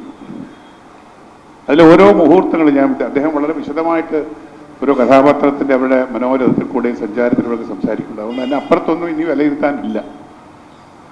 ഞാനൊരു ചെറിയൊരു വേഷം അതിനകത്ത് ആദ്യ തുടക്കത്തിലുള്ളൊരു SI ആയിട്ട് അഭിനയിച്ചു എന്നല്ലാതെ അതിൻ്റെ ഒരു വലിയൊരു ഭാഗമാണെന്ന് ഞാൻ അവകാശപ്പെടുന്നില്ല. അതിന് എൻ്റെ പ്രിയപ്പെട്ട ഉണ്ണിയാണ് എന്നെ അതിനകത്ത് കാസ്റ്റ് ചെയ്യുന്നത് ഞാൻ മനസ്സിലാക്കിയിട്ടുണ്ട്. ഞാൻ നഗരസഭയിൽ ജോലി ചെയ്യുമ്പോൾ അവിടെ വെച്ചുള്ള ഒരു പരിചയത്തിൻ്റെ പുറത്താണ് അദ്ദേഹം എന്നെ വിളിച്ചു. എനിക്ക് ഷൂട്ടിങ് ആദ്യമേ അവിടെ വെച്ചായിരുന്നു. ഫസ്റ്റ് ഷോട്ട് ആ ഫസ്റ്റ് ഷോട്ട് പടം വിജയിച്ചതിന് പലരും എന്നെ ആദ്യത്തെ ഷോട്ട് വെച്ചു. ജോഷിയും ഒക്കെ പല പടത്തിലൊക്കെ എന്നെ ആദ്യത്തെ ഷോട്ട് വെച്ചെടുത്തിട്ടുണ്ട്. അതിൽ ഈ പടത്തിൻ്റെ ഒരു പ്രത്യേകതയായിട്ട് ഞാൻ കണ്ടത് ഇതിൻ്റെ ക്രാഫ്റ്റിനെ കുറിച്ചൊന്നുമല്ല, ഒരു അതുല്യനായ ഒരു പ്രതിഭാസമ്പന്നനായ ഭാവനാസമ്പൂർണനായ ഒരു എഴുത്തുകാരൻ്റെ കൈകളാണ് എൻ്റെ താല്പര്യം. അതിൽ ഓരോ കഥാപാത്രത്തിനും ഒരു കഥയുണ്ട്, ഒരു പൂർണ്ണതയുണ്ട്. ചെറുപ്രായത്തിൽ മീശ തീപ്പെട്ടിക്കൊള്ളുകൊണ്ട് അരയ്ക്കുന്ന കുരയിച്ച് മീശ വരയ്ക്കുന്ന നമ്മുടെ യദുകൃഷ്ണൻ്റെ കഥാപാത്രം സഹോദരി കാണിക്കുന്നുണ്ട്. ഇനി കാണിച്ചു കൊടുക്കുന്നുണ്ട്. മോഹൻലാൽ അച്ഛനെ കാണിച്ചു കൊടുക്കുന്ന അച്ഛൻ നോക്കിട്ടാ മീശ പിടിക്കടാ പടയിടാന്ന് പറയുമ്പോൾ അവൻ പറയുന്നൊരു കമൻ്റുണ്ട്, എടാ ഇവിടെ ഒരു മീശ വരയ്ക്കാൻ പോലും സ്വാതന്ത്ര്യമില്ലേ. അപ്പം അങ്ങനെ ഓരോ കഥാപാത്രത്തിനും അവൻ്റേതായ ഒരു വ്യക്തിത്വമുണ്ട്, ഒരു വിലയിരുത്തലുണ്ട്, ഒരു എന്താണ് ഇതിനോടുള്ള സമീപനമുണ്ട്. എല്ലാവർക്കും ഒരുപാട് ഗുണപാഠങ്ങളാണ് നമുക്ക് തരുന്നത്. ശരി, മന്ത്രി അദ്ദേഹം പറഞ്ഞതിൻ്റെ കൂട്ട് ഇത് നമ്മുടെ ഇടയിലുള്ള കുറേ കഥാപാത്രങ്ങളുടെ ഒരു സങ്കലനമാണ്. എല്ലാവരും അച്യുതൻ നായരായാലും ഈ പറഞ്ഞ ഉണ്ണി പറഞ്ഞതുപോലെ പത്മകുമാർ കുറേ ദിവസങ്ങൾക്ക് മുമ്പ് എന്നോട് വന്ന് ചോദിച്ചു, ചേട്ടാ ഇതിനകത്ത് ഈ ജീവിച്ചിരിക്കുന്നവരാരൊക്കെയാണ്? ഇന്ന് പത്മകുമാർ അറിയാതെ ഒരു തെറ്റ് പറഞ്ഞു പോയി. ഒരാൾ കൊല്ലം തുളസിയാന്ന് പറഞ്ഞു പോയി. ഒരുപാട് തിലകേട്ടൻ മരിച്ചുപോയി, കവിവർപ്പന മരിച്ചു, കനകലത മരിച്ചു, പിന്നെ ഒടുവിൽ ഉണ്ണികൃഷ്ണനായാലും ഹൈദ്രോസ് ആയാലും എന്ന് വേണ്ട പലരും ജഗതി എന്നതിനൊക്കെ ജീവിച്ചിരിക്കുന്നൊരവസ്ഥയിലാണ്. ഒരുപാട് വ്യക്തിത്വങ്ങൾ മരിച്ചിരിക്കുകയാണ്. ഞാനും ചിലപ്പോൾ ഇപ്പോൾ ആലോചിക്കാറുണ്ട്, ഈ ഒരുപക്ഷെ ഇന്ന് ജീവിച്ചിരിക്കുന്നവരുടെ ഏറ്റവും കൂടുതൽ പ്രായമുള്ള ആൾ ഞാനായിരിക്കും. എന്നൊരു ജീവിതങ്ങളുടെ ഉടനെ മരിക്കുമെന്നും പ്രതീക്ഷിക്കേണ്ട 10-15 കൊല്ലം കൂടെ കാത്തിരിക്കേണ്ടി വരും. അപ്പോൾ അങ്ങനെ ഓരോ കഥാപാത്രത്തിലൂടെ നമ്മളുടെ മനസ്സിനെ വിശകലനം ചെയ്യാനും നമ്മളെ പഠിപ്പിക്കാനും നമുക്ക് വേണ്ട പാഠങ്ങൾ തരാനും ഗുണപാഠങ്ങൾ തരുവാനും വളരെ പരിയുക്തമായ ഒരു സിനിമയാണ് കിരീടം. കിരീടത്തിന് ഇനി ഒരു കൂടുതലൊന്നും രാമുഖത്തിൻ്റെ ആവശ്യമില്ല, അതിൻ്റെ സന്ദർഭമല്ല. നിങ്ങളെല്ലാവരും ഇത് കണ്ടിട്ടുള്ള എൻ്റെ മുമ്പിലിരിക്കുന്ന സഹോദരൻ, ഞാൻ ഒരു 3 ദിവസത്തിന് മുമ്പ്, അദ്ദേഹം ആരാണെന്ന് എനിക്കറിയില്ല, ഏജീസ് ഓഫീസിൽ റിട്ടയർഡ് ഉദ്യോഗസ്ഥരാണ്. അദ്ദേഹവും എന്നോട് പറഞ്ഞു, ഞാൻ നടക്കാൻ പോയപ്പോൾ അദ്ദേഹത്തോട് വന്ന് പറഞ്ഞു, കത്തി താഴെ ഇടാന്നുള്ള ഭാവം വളരെ കൃത്യമായിട്ട് അദ്ദേഹം ഡയലോഗ് പറഞ്ഞു. ഞാൻ പറയാം, അച്യുതനാരെ രാമപുരം നിങ്ങൾക്കറിയില്ല അല്ലേ എന്നൊക്കെ പറയുന്നത്, ഇനി ഒരു ഒറ്റ ദിവസം കൊണ്ടൊരു MLA ഈ മന്ത്രിസഭയെ അദ്ദേഹം പറയും. പിന്നെ ഈ പോലീസ് സ്റ്റേഷൻ കൃത്യമായിട്ട്, ഇത് മാത്രമല്ല എല്ലാ എന്റെതുമായിട്ടും പഠിച്ചുകൊണ്ടിരുന്ന എല്ലാ ഡയലോഗുകളും അദ്ദേഹം കൃത്യമായിട്ട് പറഞ്ഞു. അപ്പൊ എത്ര കണ്ട് ഇതിലെ കഥാപാത്രങ്ങളും അവരുടെ സംഭാഷണങ്ങളും മനസ്സിനുള്ളിലേക്ക് കയറി എന്നുള്ളതാണ് വ്യത്യാസം. ഇതുപോലെ പടങ്ങൾ ഉണ്ടാകാൻ വേണ്ടി പ്രാർത്ഥിക്കുക. ഇവരൊക്കെ ചെയ്ത ഉണ്ണിയും ദിനേശ് പടിക്കലും ഒക്കെ ചെയ്തിട്ടുള്ള മലയാള സിനിമയ്ക്ക് ചെയ്തിട്ടുള്ള സംഭാവനകൾ എന്നും അതിലും തന്നെയാണ് തീർച്ചയായിട്ടും. പിന്നെ അതിനേക്കാൾ എനിക്ക് എടുത്തു പറയാനുള്ള പത്മകുമാറിനെയാണ്. പത്മകുമാർ ഈ പൊതു കാര്യത്തിന് വേണ്ടി എപ്പോഴും ഇറങ്ങിത്തിരിക്കുന്ന കാര്യമാണ്. സമൂഹത്തിൽ അറിയേണ്ട കാര്യങ്ങൾ അറിയേണ്ട രീതിയിൽ അറിയിക്കാത്ത പത്മകുമാറിനെ അറിയിച്ചാൽ പത്മകുമാർ അറിയിക്കും എന്നും ഞങ്ങൾ കാണാറുണ്ട്. അദ്ദേഹം അവിടുത്തെ ഒരു ഉദ്യോഗസ്ഥരായിട്ടിരിക്കുമ്പോൾ ഞാൻ കാണാറുണ്ട്. എന്ന് ഓരോ ധാർമ്മിക രോഷമാണ് പുള്ളി വരവിനോട്. നമ്മൾ പോയി കാണിക്കുന്ന പലതിനോടും ധാർമ്മിക രോഷമാണ്. പ്രതികരിക്കാൻ പറ്റിയതിൽ പക്ഷേ ഒറ്റാൻപെട്ട ആളുമാണ്. അതൊരു എക്സ് സർവീസ് മാനാണ്. അപ്പോൾ ഇതിനോടൊക്കെ ഈ കിരീടം പാലത്തെക്കുറിച്ചൊക്കെ വളരെ വാഗ്ദൂരാതെ എന്നും സംസാരിക്കും. ഏതായാലും അതിന് ഫലം കണ്ടു. അപ്പോൾ ആ ഔചിത്യം ഇദ്ദേഹത്തിൻ്റെ കിരീടം എന്നുള്ള സിനിമയ്ക്ക് അദ്ദേഹമായിട്ട് ബന്ധമൊന്നുമില്ല. പക്ഷെ കിരീടം ഷൂട്ട് ചെയ്ത കിരീടം പാലത്തിൻ്റെ സ്ഥലവാസി എന്നുള്ള ബന്ധമേ ഉള്ളൂ. എങ്കിൽ പോലും കിരീടത്തിനെ നെഞ്ചിലേറ്റി ഒരു പരിപാടി നടത്താൻ തോന്നിയ അങ്ങയുടെ മനസ്സിനെ ഈ വലിയ ചിന്തയെ ഞാൻ അംഗീകരിക്കുന്നു. ഇവർക്ക് എല്ലാവർക്കും ഇവിടെ ഞാൻ ഒരു നല്ല കൈയ്യടിക്കുകയാണ്. ഒപ്പം കിരീടം ഉണ്ടെങ്കിലും ദിനേശിനും പിന്നെ വിജയകുമാർ സാറ് നല്ലൊരു ഒരു സിനിമ കമ്പമുള്ള ആളാണെന്ന് ഞാൻ കേട്ടിട്ടുണ്ട്. എല്ലാ സിനിമകളും കാണുക മാത്രമല്ല വിലയിരുത്തും, അഭിപ്രായങ്ങൾ പറയും. നിങ്ങളെല്ലാവരും അങ്ങനെയുള്ള ആളുകളാണ് ഞാൻ വിശ്വസിക്കുന്നു. എല്ലാവിധ അഭിവാദനങ്ങളും ആശംസകളും. ഈ പടം വീണ്ടും ഒരു മിനിമം ഒരു 100 ദിവസം പോലെങ്കിൽ 100 ദിവസം എൻ്റെ 100ാമത്തെ മൊമെൻ്റ് എൻ്റെ വീട്ടിലുണ്ട്. കിരീടം ഏറ്റവും കിരീടമുള്ള ഒരു മൊമെൻ്റ് ആയിരുന്നു. ഞാൻ ഇപ്പോഴും പൊന്നുപോലെ സൂക്ഷിച്ചു വെച്ചിട്ടുണ്ട്. എല്ലാവിധ അഭിവാദനങ്ങളും വിശ്വസിക്കുന്നു. എല്ലാവരും വിജയങ്ങളും 10-ാം തീയതി തീർച്ചയായിട്ടും നമ്മളെല്ലാം വന്ന് കാണണം. Thank you very much. സമുന്നത നേതാവ് P. അശോക് കുമാർ സാറിനെ ആദരപൂർവ്വം ക്ഷണിക്കും. വേദിയിൽ ഉപവിഷ്ടരായിരിക്കുന്ന മഹാരഥന്മാർക്കും സദസ്സലങ്കരിക്കുന്ന മഹേശ്വരന്മാർക്കും എൻ്റെ ഹൃദയം നിറഞ്ഞ നമസ്കാരം. ആദ്യമേ തന്നെ എന്നെപ്പറ്റി 2 നല്ല വാക്കുകൾ പറഞ്ഞതിന് ബഹുമാന്യനായ ശ്രീമൻ കിരീടം ഉണ്ണിയോടുള്ള കടപ്പാടും നന്ദിയും ഞാൻ രേഖപ്പെടുത്തുന്നു. എന്നെ സംബന്ധിച്ചോളം എൻ്റെ ഈ ജീവിതത്തിൽ ഏറ്റവും അഭിമാനകരമായൊരു നിമിഷമാണ് ഇപ്പോൾ കടന്നു പോകുന്നത്. കാരണം എൻ്റെ ഒരു വിദ്യാർത്ഥിക്ക് കേരളത്തിൽ ഇത്രയും വലിയൊരു നേട്ടം നേടിയെടുക്കാൻ കഴിഞ്ഞതിൽ ഭഗവാനോട് ഞാൻ നന്ദി പറയുന്നു. കാരണം അദ്ദേഹത്തിന് ആയുസ്സും ആരോഗ്യവും കൊടുത്ത് ഇനിയും കേരളീയരെ സേവിക്കാനുള്ള കരുത്തും കഴിവും കൊടുക്കണം എന്ന് ഭഗവാനോട് പ്രാർത്ഥിക്കുക. ഈ സിനിമ പറ്റി ഭംഗിയായിട്ട് ഇവിടെ എല്ലാവരും സംസാരിച്ചു കഴിഞ്ഞു. ഞാൻ 3 പ്രാവശ്യം ഈ സിനിമ തിയേറ്ററിൽ പോയി കണ്ടിട്ടുണ്ട്. അത്രത്തോളം ഇഷ്ടപ്പെട്ട ഒരു സിനിമയാണ്. അതുകൊണ്ടാണ് എന്നെ വിളിച്ചപ്പോൾ ഞാൻ പറഞ്ഞു ഞാൻ ഉടനെ എത്തും. കാരണം അന്നത്തെ സ്ഥിതിഗതികൾ ഇന്നും അതുപോലെ 37 വർഷം കഴിഞ്ഞിട്ടും കേരളത്തിലുണ്ട് എന്ന് പറയുവാൻ നമുക്ക് വിഷമമുണ്ട്. അന്ന് ഗുണ്ടാവിളയാട്ടോ മറ്റുമൊക്കെ ആണെങ്കിൽ ഇന്ന് നമുക്കറിയാം മയക്കുമരുന്ന് മാഫിയയുടെ ഒക്കെ സംഘങ്ങൾ ചെയ്യുന്ന കാര്യങ്ങൾ ദൈനംദിനം വർത്തമാന പത്രങ്ങളിലൂടെ നമ്മൾ അറിഞ്ഞുകൊണ്ടിരിക്കുകയാണ്. അപ്പോൾ ഇതിനൊക്കെ ഒരു പരിഹാരം കണ്ടെത്തേണ്ടതായിട്ടുണ്ട്. അതിനുവേണ്ട എല്ലാ നടപടികളും മാറി മാറി വരുന്ന ഭരണകർത്താക്കൾ സ്വീകരിക്കും എന്ന് വിശ്വസിക്കുന്നു. ഒരു കാര്യം മാത്രം എനിക്ക് ബഹുമാനപ്പെട്ട കിരീടം ഉണ്ണി അദ്ദേഹത്തിനോട് പറയാനുള്ളത്, ഇതുപോലെയുള്ള നല്ല സിനിമകൾക്ക് ഇനിയും അദ്ദേഹം നേതൃത്വം കൊടുക്കണം. അതിന് അദ്ദേഹത്തിന് കഴിയട്ടെ എന്ന് പ്രാർത്ഥിച്ചുകൊണ്ട് എൻ്റെ വാക്കുകൾ ചുരുക്കുന്നു. നമസ്കാരം. ബഹുമാനപ്പെട്ട അധ്യക്ഷൻ ശ്രീ എം വിജയകുമാർ സാർ, ഈ യോഗം ഉദ്ഘാടനം ചെയ്ത ബഹുമാനപ്പെട്ട എക്സൈസ് സഹകരണ വകുപ്പ് മന്ത്രി അഡ്വക്കേറ്റ് എം ലിജു അവർ, ഇവിടെ സ്വാഗതം ആശംസിച്ച പ്രിയ സുഹൃത്ത് ശ്രീ ശാന്തിവിള പത്മകുമാർ അവർ, ഇവിടെ വേദിയിൽ സന്നിഹിതരായിരിക്കുന്ന കിരീടം സിനിമയുടെ നിർമ്മാതാക്കളായ ഉണ്ണി സാർ, ദിനേഷ് മണിക്കർ സാർ, കിരീടം സിനിമയിലെ നടനും പ്രശസ്ത സിനിമാ നടനുമായ Shri Kollam Thulasi sir, Shri Karakka Mandapam Vijayakumar, Shri K S Vijayanathan, Shri P M Binukumar, എൻ്റെ പ്രിയ സുഹൃത്ത് ഇവിടെ സന്നിഹിതരായിരുന്ന മന്ത്രിയോടൊപ്പം വന്ന അഡ്വക്കേറ്റ് ശ്രീജിത്ത് പത്തിയൂർ, ശ്രീ ശാന്തിവിള വിനോദ്, ശ്രീ മണ്ണാങ്കൽ രാമചന്ദ്രൻ, ശ്രീ മുജീബ് റഹ്മാൻ, ശ്രീ ആനത്താനൻ രാധാകൃഷ്ണൻ, മറ്റ് വേദിയിൽ സദസ്സിലുമുള്ള മറ്റ് സുഹൃത്തുക്കൾ, ഇത് രണ്ടാം തവണയാണ് ഞാനിവിടെ. കഴിഞ്ഞ വർഷവും ഇതേപോലെ കിരീടം സിനിമയുടെ വാർഷികത്തിനായിട്ട് ഞാനിവിടെ വന്നിരുന്നു.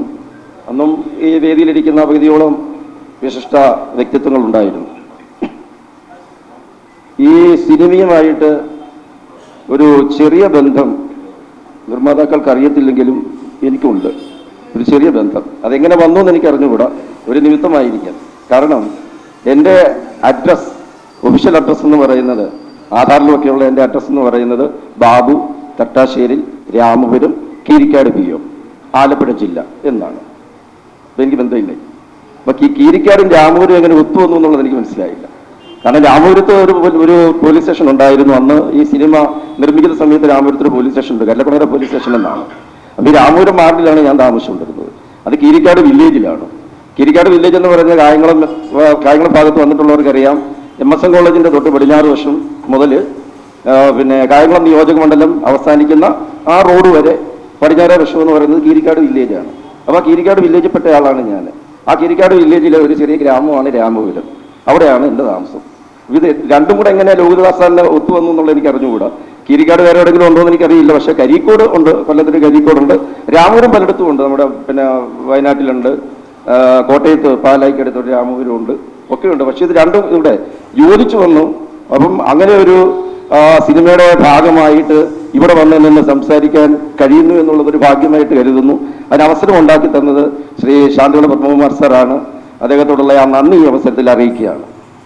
ഈ ഒരു സിനിമയുടെ പേരിൽ ഒരു നിർമ്മാതാവ് അറിയപ്പെടുന്ന ആദ്യമായിട്ടുണ്ട്. വേറെ ആരും ഉണ്ടെന്ന് എനിക്ക് തോന്നുന്നില്ല, അത് എൻ്റെ ശ്രദ്ധയിലില്ല, ഞങ്ങളെന്ന് എനിക്ക് അറിഞ്ഞുകൂടാ. ഒരു സിനിമയുടെ പേരിൽ ഒരു നിർമ്മാതാവ് അറിയപ്പെടുക. സിനിമാ നടന്മാർ സിനിമയുടെ പേരിൽ അറിയപ്പെടുന്നവർ ധാരാളമുണ്ട്. പക്ഷെ അതിൻ്റെ പേരിലും ഒരു ഗ്രാമം അതിൻ്റെ പേരിൽ അറിയപ്പെടുക, അതൊരു ടൂറിസ്റ്റ് കേന്ദ്രമായിട്ട് മാറുക, അതിൻ്റെ പേരിൽ തന്നെ 10-12 കുടുംബങ്ങൾ തന്നെ അവിടെ ജീവിച്ചു പോകുന്നുണ്ട്. കാരണം വ്യാപാര സ്ഥാപനങ്ങളൊക്കെ ആയി അത് വളർന്നു. അതിൻ്റെ പേരിൽ ഒരാൾ അരയും തലയും മുറുക്കി നിരന്തരം നടക്കുകയാണ് ശ്രീ പത്മകുമാർ സാർ. അപ്പോൾ ഈ അവസരത്തിൽ അദ്ദേഹത്തെക്കുറിച്ച് പറയുമ്പോൾ എനിക്കൊരു വലിയ കാര്യം കൂടി എനിക്ക് പറയാനുണ്ട്. ഈ പരിപാടിയെല്ലാം ഓർഗനൈസ് ചെയ്ത് എല്ലാം റെഡിയാക്കി ഇനി ഒന്ന് ഫംഗ്ഷൻ നടന്നാൽ മതി. അദ്ദേഹം പറഞ്ഞിരുന്നത് ആരോടും പറയരുതെന്നാണ്. അപ്പോൾ ഇനി പറയുന്നുണ്ട്, കുഴപ്പമൊന്നുമില്ല. അങ്ങനെ ഇരിക്കെ 2-3 ദിവസം മുമ്പ് ഇദ്ദേഹം എന്നെ വിളിച്ചിട്ട് പറഞ്ഞു, ഒരു വലിയ പ്രശ്നം ഉണ്ടായിട്ടുണ്ട്, എനിക്കൊരു ചെറിയ ആപത്ത് സംഭവിച്ചു. അപ്പോൾ ഇദ്ദേഹം ജോലി ചെയ്യുന്നിടത്ത് കസേരയിലിരുന്ന് അദ്ദേഹം എഴുതുകയാണ്. അപ്പം എഴുതിക്കൊണ്ടിരുന്ന സമയത്ത് പത്മകുമാർ സാർ താഴെ വീണു, ബോധം കെട്ട് താഴെ വീണു. 2 ദിവസം മുമ്പായിരുന്നു. അപ്പം പെട്ടെന്ന് ഹോസ്പിറ്റലിൽ കൊണ്ടുപോയി, SK ഹോസ്പിറ്റലിലാണ് കൊണ്ടുപോയത്. അവിടെ കൊണ്ടുപോയി പിറ്റേന്ന് രാവിലെ ഡിസ്ചാർജ് ആയിട്ട് ഡോക്ടർ പ്രത്യേകം വീട്ടുകാരോടും പറഞ്ഞു, അദ്ദേഹത്തോടും പറഞ്ഞു, 1 മാസത്തെ പൂർണ്ണമായ റെസ്റ്റ് പറഞ്ഞിരിക്കുന്ന ആളാണ്. അപ്പം അതുകൊണ്ട് ബാബു സാറ് ഇച്ചിരി നേരത്തെ വരണം, എന്നിട്ട് ഞാൻ ആണല്ലോ സ്വാഗതം ആശംസിക്കേണ്ടത്. അപ്പോൾ അതുകൊണ്ടൊരു കാര്യം ചെയ്യുക, ബാബു സാർ വന്ന് സ്വാഗതം ആശംസിക്കുകയും നവനീതിനോടൊക്കെ ഒപ്പം നിന്ന് അത് ഭംഗിയായിട്ട് നടത്തണം. എൻ്റെ ഈ ഒരു രോഗം കാരണം പരിപാടിക്ക് മുടക്കൊന്നും വരരുത്, പരിപാടി ഭംഗിയായിട്ട് തന്നെ നടക്കണം എന്നൊക്കെ എന്നെ പറഞ്ഞ് ഏർപ്പെടുത്തി. അപ്പം 2 ദിവസം കൂടെ അത് കഴിഞ്ഞിട്ട് ഇന്നലെ രാവിലെ എന്നെ വിളിച്ചിട്ട് പറഞ്ഞ്, അല്ല എനിക്ക് വരണോ അതിന്. ഞാൻ പറഞ്ഞ നടുവിന് പൊട്ടലുണ്ട്. അപ്പം ഇങ്ങനെ ഒരാൾ എങ്ങനെയാണ് വരിക? അവിടുന്ന് ഇങ്ങോട്ട് വരണം, ഇവിടെ വന്ന് സ്വാഗതം ആശംസിക്കണം, പിന്നെ ഓടി നടക്കുമല്ലോ, നമുക്കറിയാമല്ലോ, ഓടി നടക്കും. അപ്പം അതുകൊണ്ട് അതൊരു പിന്നീട് ഒരു വലിയ പ്രശ്നം ഉണ്ടാകത്തില്ലേ? അതൊന്നുമില്ല. അപ്പം ഞാൻ പറഞ്ഞൊരു കാര്യം ചെയ്യും, ഞാൻ വരാം. ഞാൻ വണ്ടിയായിട്ട് വന്ന്, ടാക്സിയായിട്ട് വന്ന്, കാറുമായിട്ട് വന്ന് ഞാൻ കൂട്ടിക്കൊണ്ട് വരാം. അങ്ങനെ ഇന്ന് ഞാൻ എൻ്റെ സുഹൃത്ത് വിശ്വനാഥൻ സാറോടെ അദ്ദേഹത്തിൻ്റെ വീട്ടിൽ പോയി. വീട്ടിൽ പോയപ്പോഴാണ് പ്രശ്നം. അമ്മയങ്ങ് തിരിഞ്ഞങ്ങ് പോകാൻ പറ്റത്തില്ല, എവിടെ പോവാണ്, ഭയങ്കര പ്രശ്നമുള്ളതാണെന്നും പറഞ്ഞിട്ട് അത് വകവെക്കാതാണ് ഇന്നിപ്പോൾ ഈ വേദിയിൽ വന്നിരിക്കുന്നത്. അപ്പോൾ അത്രയ്ക്ക് ആത്മാർത്ഥമായിട്ടും ആ ഒരു ചെയ്യുന്ന ഒരു പ്രവൃത്തിയോട് അത്രയ്ക്ക് ആത്മാർത്ഥത പുലർത്തിക്കൊണ്ട് ചെയ്യുന്ന ഒരു വ്യക്തിത്വമാണ്. അദ്ദേഹത്തിന് വളരെ ഒരു വലിയ അഭിനന്ദനങ്ങൾ ഞാൻ ഈ അവസരത്തിൽ അറിയിക്കുകയാണ്. കാരണം അത്രയ്ക്ക് ആത്മാർത്ഥത അദ്ദേഹം അതിനകത്ത് കാണിച്ചു. അപ്പോൾ ഈ യോഗത്തിൽ എന്നെ ക്ഷണിക്കാനും ഇവിടെ നിന്ന് സംസാരിക്കാനുമുള്ള അവസരം ഉണ്ടാക്കി തന്ന ഈ ജാലകം സാംസ്കാരിക വേദിയുടെ പ്രവർത്തകരോടും മലയാള ന്യൂസ് നെറ്റ്വർക്കിന്റെ സംഘാടകരോടും പ്രത്യേകമായ നന്ദി അറിയിച്ചുകൊണ്ട് എല്ലാവിധ ആശംസകളും നേർന്നുകൊണ്ട് നിർത്തുന്നു. നന്ദി, നമസ്കാരം. അധ്യക്ഷൻ മുൻ സ്പീക്കർ കൂടിയായ ശ്രീ വിജയകുമാർ സാർ, ഈ സമ്മേളനം ഉദ്ഘാടനം ചെയ്ത ആദരണീയനായ എക്സൈസ് മന്ത്രി ശ്രീ ലിജു, ഇവിടെ സ്വാഗത പ്രസംഗം നടത്തിയ ശ്രീ ശാന്തിവിള പത്മകുമാർ, അതുപോലെ തന്നെ ശ്രീ കിരീടം ഉണ്ണി, ശ്രീ കൊല്ലം തുളസി, ഏറ്റവും ബഹുമാന്യനായ ശ്രീ അശോക് കുമാർ സാർ,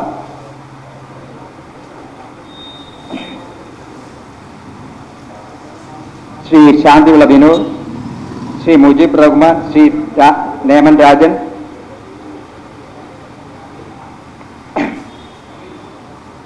വേദിയിലും സദസ്സിനുമുള്ള മറ്റ് ബഹുമാന്യര്, ഇനി കൂടുതൽ കാര്യങ്ങൾ സംസാരിക്കുന്നത് ഒരു അധികപ്പറ്റാവുമെന്ന് ഞാൻ കരുതുന്നു. അതുകൊണ്ട് ദീർഘമായ ഒരു പ്രസംഗത്തിനൊന്നും ഞാൻ തയ്യാറാകുന്നില്ല. ഇന്ന് നമ്മളെ ഇവിടെ ഒത്തുചേരുന്നതിന് സഹായിച്ചത്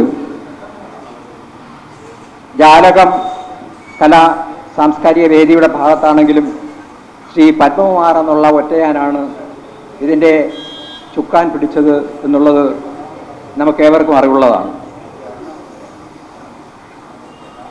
കിരീടം സിനിമയെ സംബന്ധിച്ച് പറയുകയാണെങ്കിൽ എത്രയോ സിനിമകൾ ഇവിടെ കടന്നു പോയിട്ടുണ്ട്.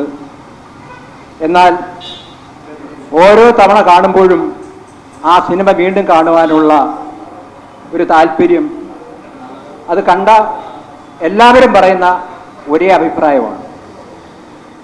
മറ്റ് പല പടങ്ങൾ ഒരു തവണയോ രണ്ട് തവണയോ കാണുമ്പോൾ അതിനോടുള്ള പിന്നെ ഒരിക്കൽ കാണുന്നതിനോടുള്ള താല്പര്യം അത്ര ഉണ്ടാവാറില്ല. എന്നാൽ കിരീടം സിനിമ ഇന്നും ഒരു 37 വർഷം കഴിഞ്ഞിട്ടും ഒരു പുത്തൻ സിനിമയുടെ ഭാവത്തിലാണ് അത് ഓടുന്നത്. ഇന്നത്തെ പുതിയ തലമുറയെയും പഴയ തലമുറയെയും ഒരേ രീതിയിൽ ആകർഷിക്കുന്ന തരത്തിലാണ് അതിൻ്റെ നിർമ്മാണം മുതൽ അതിൻ്റെ എല്ലാ തലത്തിലും വർക്ക് ചെയ്തതും ആ തരത്തിലാണ് അത് സംഘടിപ്പിച്ചിരിക്കുന്നത്. എനിക്കിതുമായി ബന്ധപ്പെട്ട് പറയാനുള്ള സിനിമ മേഖലയിൽ ഈ സന്തോഷം പങ്കിടുന്നതോടൊപ്പം തന്നെ ഈ സിനിമ നിർമ്മിച്ച വെള്ളായണി കായലിൻ്റെ പരിസരത്ത് ജീവിക്കുന്ന ഒരാളെന്നുള്ള നിലയിൽ ആ പ്രദേശത്തിന് ഈ സിനിമ അവിടെ ഷൂട്ട് ചെയ്തതിൻ്റെ പേരിൽ കൂടുതൽ അറിയപ്പെടുന്നതിനും സാംസ്കാരിക തലത്തിലേക്ക് ആ പ്രദേശത്തെ ഉയർത്തിക്കൊണ്ടുവരുന്നതിനും ഇപ്പോൾ ടൂറിസ്റ്റുകൾ വരെ ആകർഷിക്കുന്ന തരത്തിലേക്ക് ആ പാലവും ആ പ്രദേശങ്ങളും മാറിയിരിക്കുന്നു. അത് ശ്രീ പത്മകുമാറിൻ്റെ മാത്രം ഒറ്റയാൻ എന്നുള്ള അത് ഞങ്ങളൊക്കെ പല സംഘടനകളിലും പ്രവർത്തിക്കുന്നതിനുള്ള സംഘടന കൂട്ടായ പ്രവർത്തനത്തിലൂടെയാണ് പലതും നേടുന്നത്. എന്നാൽ പത്മകുമാർ ഒരു ഒറ്റയാനായി നടന്ന് കൂട്ടമായി പലരും ചെയ്യാൻ കഴിയുന്ന കാര്യങ്ങളെക്കാൾ എത്രയോ വലിയ കാര്യങ്ങൾ ചെയ്യാൻ കഴിയുന്നു. ഇത് മാത്രമല്ല, ഇവിടെ സമയമില്ലാത്തതുകൊണ്ട് ഞാൻ ദീർഘിപ്പിക്കുന്നില്ല, നമ്മുടെ മഹാത്മാഗാന്ധിയുടെ ഒരു സ്മാരകം പാപ്പനംകോട് റോഡ് വികസനവുമായി ബന്ധപ്പെട്ട് എടുത്തു മാറ്റപ്പെട്ടു. അത് പല സ്മാരകങ്ങളും അതിനോടനുബന്ധിച്ച് റോഡ് നിർമ്മാണം പൂർത്തിയായതിനു ശേഷം അവിടെയൊക്കെ പുനർനിർമ്മാണം നടത്തി. പക്ഷേ ഗാന്ധിജിയെപ്പറ്റി ഒരുപാട് പേര് സംസാരിക്കുന്നുണ്ട്. പക്ഷേ ആ ഗാന്ധിജി മാത്രം ഇന്നും ഉയർത്തെഴുന്നേറ്റിട്ടില്ല. അതിനെപ്പറ്റി സംസാരിക്കാൻ ഇന്ന് പത്മകുമാർ മാത്രമേ അവശേഷിക്കുന്നുള്ളൂ എന്നുള്ളതാണ് ഒരു യാഥാർത്ഥ്യം. അത് ഉദാഹരണം ഒരു കാര്യം ഒരുപാട് കാര്യങ്ങൾ പറയാനുണ്ട്, അത് പറയാനുള്ള ഒരു വേദിയല്ല. വിജയകുമാർ സാറിനെ പോലുള്ള തിരക്കുള്ള ആളുകളുണ്ട്. അതുകൊണ്ട് ഞാൻ ദീർഘമായി സംസാരിക്കുന്നില്ലല്ല. എല്ലാവിധ ആശംസകളും നേർന്നുകൊണ്ട് ഞാൻ എൻ്റെ വാക്കുകൾ നിർത്തുന്നു. നന്ദി, നമസ്കാരം.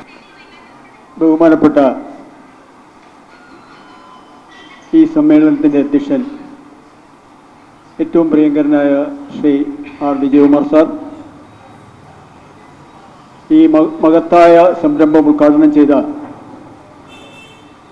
ഏറ്റവും ബഹുമാനീയനും പ്രിയങ്കരനുമായ സംസ്ഥാന സഹകരണ എക്സൈസ് വകുപ്പ് മന്ത്രി ശ്രീ എം ലിജു, വേദിയിലിരിക്കുന്ന ഏറ്റവും പ്രിയപ്പെട്ട കലാകാരന്മാരെ, സഹപ്രവർത്തകരെ, സുഹൃത്തുക്കളെ, ഇവിടെ ഒട്ടനവധി കാര്യങ്ങൾ ഈ സിനിമയുമായി ബന്ധപ്പെട്ട് ഇവിടെ ഏറ്റവും പ്രിയപ്പെട്ട ഉദ്ഘാടകൻ ഉൾപ്പെടെയുള്ള ആദരണീയരും ബഹുമാനീയരുമായ സഹപ്രവർത്തകർ വളരെ ദീർഘമായി കാര്യങ്ങളൊക്കെ പറഞ്ഞു കഴിഞ്ഞു. ഈ സിനിമ 37 വർഷങ്ങൾക്ക് മുമ്പ് ഇറങ്ങുമ്പോൾ നമ്മളാരും ആ ഒരു ആദ്യത്തെ വർഷക്കാലം ഇത് ഇത്തരത്തിലൊരു കേരളത്തിൽ അറിയപ്പെടുന്ന ഒരു മഹാസംഭവമായി മാറുമെന്ന് ആരും പ്രതീക്ഷിച്ചതല്ല. നേമത്തും വെള്ളയനെയും സംബന്ധിച്ചിടത്തോളം കേരളക്കര ആകെ ഒരു അറിയപ്പെടുന്ന സ്ഥലമാക്കി മാറ്റിയതാണ് ഈ സിനിമ. ഇപ്പോൾ വെള്ളയണി കായലും വെള്ളയണിയും നേമമൊക്കെ ഈ സിനിമയിലൂടെ ഒട്ടനവധി ആളുകൾ അറിയുവാനും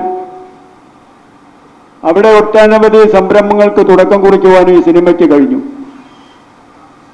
ഇവിടെ പ്രിയപ്പെട്ട ഇതിൻ്റെ നിർമ്മാതാവ് വളരെ വികാരത്തോടുകൂടി ഒട്ടനവധി കാര്യങ്ങൾ ഇവിടെ പറഞ്ഞു. അതേപോലെ തന്നെ ആ സിനിമയുടെ ഓരോ ഭാഗങ്ങളും ഉദ്ഘാടകൻ വളരെ വിശദമായി ഇവിടെ സംസാരിച്ചു. എത്രത്തോളം ആഴത്തിൽ ആളുകളുടെ മനസ്സിൽ ഈ സിനിമയുണ്ട് എന്നുള്ളതിന് ഏറ്റവും തെളിവാണ്. അദ്ദേഹം ഒരു കാര്യം കൂടെ പറഞ്ഞു, എനിക്കന്ന് 10 വയസ്സാണ്. ഏകദേശം എനിക്കും ഒരു 10-18 വയസ്സ് വരും ഈ സിനിമ ഇറങ്ങുമ്പോൾ. നമ്മുടെ നാട് തന്നെ ഇന്ന് ഏറ്റവും വലിയ ഒരറിയപ്പെടുന്ന സിനിമയായി മാറി, ആ സിനിമ മാറി. ഇത്തരത്തിലുള്ള ഈ സംരംഭങ്ങൾക്ക്, ഇത്തരത്തിലുള്ള നാളെ ഈ സിനിമ റിലീസാവുമ്പോൾ ഇത്തരത്തിലൊരു കൂട്ടായ്മ ഇവിടെ സംഘടിപ്പിച്ച് അത് ഒരു വലിയ വാർത്താ പ്രാധാന്യം നേടിയെടുക്കുന്നതിന് വേണ്ടി ഒട്ടേറെ പൊതു കാര്യങ്ങൾ വളരെ ശ്രദ്ധയോടുകൂടി പൊതുരംഗത്ത് തൻ്റേതായ ശൈലിയിൽ വിഷയങ്ങൾ ഏറ്റെടുത്ത് അവതരിപ്പിക്കുന്ന ശ്രീ പത്മകുമാർ ഈ കാര്യവും മറക്കാതെ, അതായത് ഞാൻ ഒട്ടനവധി അദ്ദേഹത്തിൻ്റെ കാര്യങ്ങൾ ശ്രദ്ധിക്കുന്ന ആളാണ്. ഇതേപോലെ അനവധിയായ പൊതുകാര്യങ്ങൾ പൊതുമധ്യത്തിൽ കൊണ്ടുവന്ന് അത് ജനഹൃദയങ്ങളിൽ എത്തിക്കുന്നതിലൊരു മുഖ്യ പങ്ക് വഹിക്കുന്ന ആളാണ് ശ്രീ പത്മകുമാർ. ഈ സിനിമ 37 വർഷങ്ങൾക്ക് ശേഷം നാളെ 2ാം ഘട്ടം റിലീസ് ചെയ്യുമ്പോൾ ഈ സിനിമ അന്നിറങ്ങി ഈ 37 വർഷത്തിന് ശേഷം 10, 15, 20, 25 വയസ്സായ ആളുകൾക്ക് പലയാവർത്തി അത് കണ്ടിട്ടുണ്ടെങ്കിലും നാളെ ഒരിക്കൽ കൂടി സിനിമാശാലയിൽ ഈ സിനിമ കാണുവാൻ അവർക്ക് കഴിയും. ശരിക്കും പറഞ്ഞാൽ നമ്മൾ മൊബൈലിലൂടെയും വീട്ടിലൂടെയും കാണുന്നതല്ല. ഇതിൻ്റെ ട്രെയിലർ ഉദ്ഘാടനം നടന്നപ്പോൾ ഇതിലേറ്റവും മികച്ച കഥാപാത്രമായ ശ്രീ മോഹൻലാൽ അവർകൾ ആ സിനിമ കണ്ട് തന്നിരുന്ന സീറ്റിൽ ഞാൻ ശ്രദ്ധിച്ചതാണ്. അദ്ദേഹത്തിൻ്റെ കണ്ണ് നിറയുന്നു. അപ്പൊ ആ കഥാപാത്രത്തോട് അദ്ദേഹം പൂർണ്ണമായി നീതി പുലർത്തുകയും ആ കഥാപാത്രമായി അദ്ദേഹം മാറുന്ന ഒരു കാഴ്ചയാണ് നമ്മൾ ഈ 37 വർഷം കഴിഞ്ഞപ്പോഴും നമുക്ക് കാണാൻ കഴിഞ്ഞത്. ഏതൊരു മനുഷ്യൻ്റെയും ജീവിതത്തിൽ ചില പ്രത്യേക സാഹചര്യങ്ങളിൽ അവർക്കുണ്ടാകുന്ന ചില അനുഭവങ്ങളാണ് ആ സിനിമയിലൂടെ പല കഥാപാത്രങ്ങളായി മാറുന്നത്. ഒരു സ്ഥലം മാറ്റം വാങ്ങി വരുന്ന ഒരു പോലീസ് ഉദ്യോഗസ്ഥൻ തൻ്റെ കുടുംബത്തോടൊപ്പം ആ ഒരു ഗ്രാമത്തിൽ വരുന്നു. വളരെ പ്രതീക്ഷയോടുകൂടിയാണ് ആ പോലീസ് ഉദ്യോഗസ്ഥൻ അവിടെ വരുന്നത്. തൻ്റെ മകനെ ഒരു സബ് ഇൻസ്പെക്ടർ ആക്കുക എന്ന ദൗത്യമാണ് അദ്ദേഹത്തിൻ്റെ ജീവിതത്തിൽ ഏറ്റവും പ്രധാനമായിട്ടുള്ളത്. ആ ദൗത്യം യാഥാർത്ഥ്യമാക്കുവാൻ അദ്ദേഹം ആ പ്രദേശത്ത് എത്തിച്ചേരുന്നു. അവിടെ ഏറ്റവും മികച്ച രീതിയിൽ തൻ്റെ സാമ്രാജ്യമായി മാറ്റിയിരിക്കുന്ന ഒരു വലിയ ഗുണ്ടയുമായി തൻ്റെ ജീവിതത്തിൽ വഴിത്തിരിവുണ്ടാകുന്ന അനുഭവങ്ങൾ അദ്ദേഹത്തിന് വരുന്നു. പോലീസ് ഉദ്യോഗസ്ഥനാവാൻ കാത്തുനിന്ന മകൻ ജയിലറയിലാകുന്നു. അദ്ദേഹം ഒരു കൊലക്കേസിൽ പ്രതിയായി മാറുന്ന സാഹചര്യമാണ്. എത്ര വർഷം കഴിഞ്ഞാലും, 50 വർഷം അല്ലെങ്കിൽ 100 വർഷം കഴിഞ്ഞാലും, ഏതൊരു വ്യക്തിത്വത്തിനും ആ സിനിമ കാണുമ്പോൾ തൻ്റെ അയൽക്കാരനോ തൻ്റെ നാട്ടുകാരനോ തൻ്റെ ബന്ധുമിത്രാദികളോ ആരെങ്കിലുമൊക്കെ ഇത്തരത്തിലുള്ള അനുഭവങ്ങളിൽ പെട്ടുപോകുന്ന ഒരു പച്ചയായ സിനിമയാണ്. ആ സിനിമ നാളെ 37 വർഷത്തിന് ശേഷം 2ാം ഘട്ടം റിലീസ് ചെയ്യുമ്പോൾ നമ്മുടെ പരമാവധി ആളുകൾ അത് പ്രയോജനപ്പെടുത്തുമെന്ന കാര്യത്തിൽ സംശയമില്ല. ഇത്തരത്തിലൊരു വലിയ സംരംഭത്തിന് ഇവിടെ സംഘടിപ്പിച്ച ശ്രീ ശാന്തിവിള പത്മകുമാറും അതേപോലെ തന്നെ ഇതിന്റെ സംഘാടകർക്കും ഇത് സിനിമയുടെ ശില്പികൾക്കും അവരൊക്കെയാണ് ഇതിന്റെ ഏറ്റവും അവരുടെ അനുഭവങ്ങൾ, തുളസി സാറും അദ്ദേഹമൊക്കെ വളരെ നല്ല നിലയിൽ അവരുടെ അനുഭവങ്ങൾ ഇവിടെ പങ്കുവച്ചു. കലാരംഗത്ത് അവർ മികച്ച പ്രവർത്തനങ്ങളാണ് കാഴ്ചവെച്ച് മുന്നോട്ട് പോകുന്നത്. അവർക്കെല്ലാവർക്കും, ഈ സിനിമയുടെ അണിയർ പ്രവർത്തകർക്കും അതേപോലെ തന്നെ ഇതിനിപ്പോഴും ചുക്കാൻ പിടിക്കുന്ന മുഴുവൻ പ്രിയപ്പെട്ട കലാകാരന്മാർക്കും ഞാൻ ഈ നേമം റെസിഡൻസ് അസോസിയേഷന്റെ പ്രസിഡന്റും കോൺഗ്രസ് പാർട്ടിയുടെ നിയമമണ്ഡലം പ്രസിഡന്റുമാണ്. എന്നെ വിളിച്ച ശ്രീ പത്മകുമാറിനെ പ്രത്യേക അഭിനന്ദനം പറയുകയാണ്. ഞാനൊരു വലിയ കലാകാരനും ഒന്നുമല്ല, ചെറിയൊരു രാഷ്ട്രീയക്കാരനും പൊതുപ്രവർത്തകനും ഒക്കെയാണ്. അപ്പോൾ ഇത്തരത്തിലുള്ള ഈ സംരംഭത്തിൽ 2 വാക്ക് പറയുവാൻ കഴിഞ്ഞതും ഇവരോടൊപ്പം തന്നെ ഈ കലാകാരന്മാരോടൊപ്പം വേദി പങ്കിടാൻ കഴിഞ്ഞതിലുമൊക്കെ ഞാൻ വളരെ ഒരു മഹത്തായ കാര്യമായി കാണുകയാണ്. ഇതിന്റെ എല്ലാ ആളുകൾക്കും ഒരിക്കൽ കൂടി എൻ്റെ ഹൃദയത്തിന്റെ ഭാഷയിൽ ഞാൻ ആശംസകൾ അർപ്പിച്ചുകൊണ്ട് എൻ്റെ വാക്കുകൾ അവസാനിപ്പിക്കുന്നു. നിങ്ങൾക്ക് എൻ്റെ നമസ്കാരം. ഞാൻ ഈ വൈകിയ വേളയിൽ സംസാരിക്കാൻ ഉദ്ദേശിക്കുന്നില്ല, കാരണം വിശിഷ്ട അതിഥികളെ വേദിയിരിക്കുകയാണ്. ഇതിൽ ആദിത്യ മര്യാദ എന്നുള്ള 2 വാക്ക് പറഞ്ഞുകൊണ്ട് അവസാനിപ്പിക്കാം. ഈ വേദിയിരിക്കുന്ന നമ്മുടെ ബഹുമാനപ്പെട്ട അധ്യക്ഷൻ വിജയകുമാർ സാർ, എൻ്റെ രാഷ്ട്രീയ ഗുരുനാഥനായിട്ടുള്ള പി അശോകുമാർ സാർ, കൊല്ലം തുളസി സാർ, ബാബു തട്ടാശ്ശേരി, കിരീട സിനിമയുടെ ശില്പികളായിട്ടുള്ള കിരീട ഉണ്ണിച്ചേട്ടൻ, രഞ്ജിത് പണിക്കർ ചേട്ടൻ, നേരത്തെ സംസാരിച്ച രാജൻ, ആനത്തന രാധാകൃഷ്ണൻ, സോദപ്രാസികൻ, ശാന്തില പത്മകുമാർ, നവനീത്, ശരണ്യ, ഇവിടെ എല്ലാവരും സംസാരിച്ചത് ഈ സിനിമയെക്കുറിച്ച് പറയുന്ന സമയത്ത് പ്രധാനപ്പെട്ട കഥാപാത്രമെന്ന് പറയുന്നത് തിലകൻ മോഹൻലാലിനെ അവിടെ ഇട് കത്തി എന്ന് പറയുന്ന കാലത്തൊട്ടുള്ള കാര്യങ്ങളെ സൂചിപ്പിച്ചത്. എനിക്കും എൻ്റെ നാട്ടുകാർക്കും പറയാനുള്ളത്, ഞങ്ങളുടെ കിരീടത്തിൻ്റെ അഭിമാനമെന്ന് പറയുന്നത് കിരീടം പാലം തന്നെയാണ്. കഴിഞ്ഞ 4-5 വർഷങ്ങൾക്ക് മുമ്പ് കിരീട ഉണ്ണിച്ചേട്ടനും അറിയാം, കല്ലൂർ ശശിയൊക്കെ പങ്കെടുത്ത യോഗങ്ങളുണ്ടായിരുന്നു. അവിടെ ഞങ്ങൾ പഴയ മോഡലിൽ ഓല വെച്ച് ചായപ്പര വെട്ടിയാണ് ഞങ്ങൾ ആ പരിപാടി ഉദ്ഘാടനം നടത്തിയിട്ടുള്ളത്. ആ നാട്ടിൽ ആപാലവൃത്ത ജനങ്ങളെ ഞങ്ങൾ വിളിച്ചിരുന്നു. ഇന്നും ശാന്തില പത്മകുമാർ വിളിച്ചത് ആ നാട്ടിലെ ആൾക്കാരെ കൂടെ പങ്കെടുപ്പിക്കുന്നതിന് ഇത്തരത്തിലെ ആൾക്കാരെ കൂടെ, പ്രാദേശികമായ ആൾക്കാരെ കൂടെ വിളിച്ചത്. പേരെയും പ്രശസ്തിയും ഉള്ളതല്ല. ആ നാടുമായി ബന്ധപ്പെടുമ്പോൾ നാട്ടിലുള്ള ആൾക്കാരുടെ ഇതിൽ പങ്കാളികളാവണമെന്ന് ചിന്തിച്ചുകൊണ്ടാണ് വിളിച്ചത്. പക്ഷേ ഞാൻ പറഞ്ഞു വരുന്നത്, ഇന്ന് ആ കിരീടം പാലമെന്ന് പറയുന്നത് വിൻസെൻ്റ് MLA അടക്കം വന്നവിടെ ഉദ്ഘാടനം ചെയ്തിട്ടുണ്ട്. ഇന്ന് ആ തിലകൻ്റെ ഒരു ചെറിയൊരു സ്മാരകം ചെയ്തിട്ടുണ്ട്. അതിനെല്ലാ കാരണക്കാരനും ഈ ജാലകം സംസ്കാര സമിതിയുടെ ചുമതലയുള്ള ആനത്താന രാധാകൃഷ്ണനും പത്മകുമാറും ഒക്കെ തന്നെയാണ് ചെയ്തിട്ടുള്ളത്.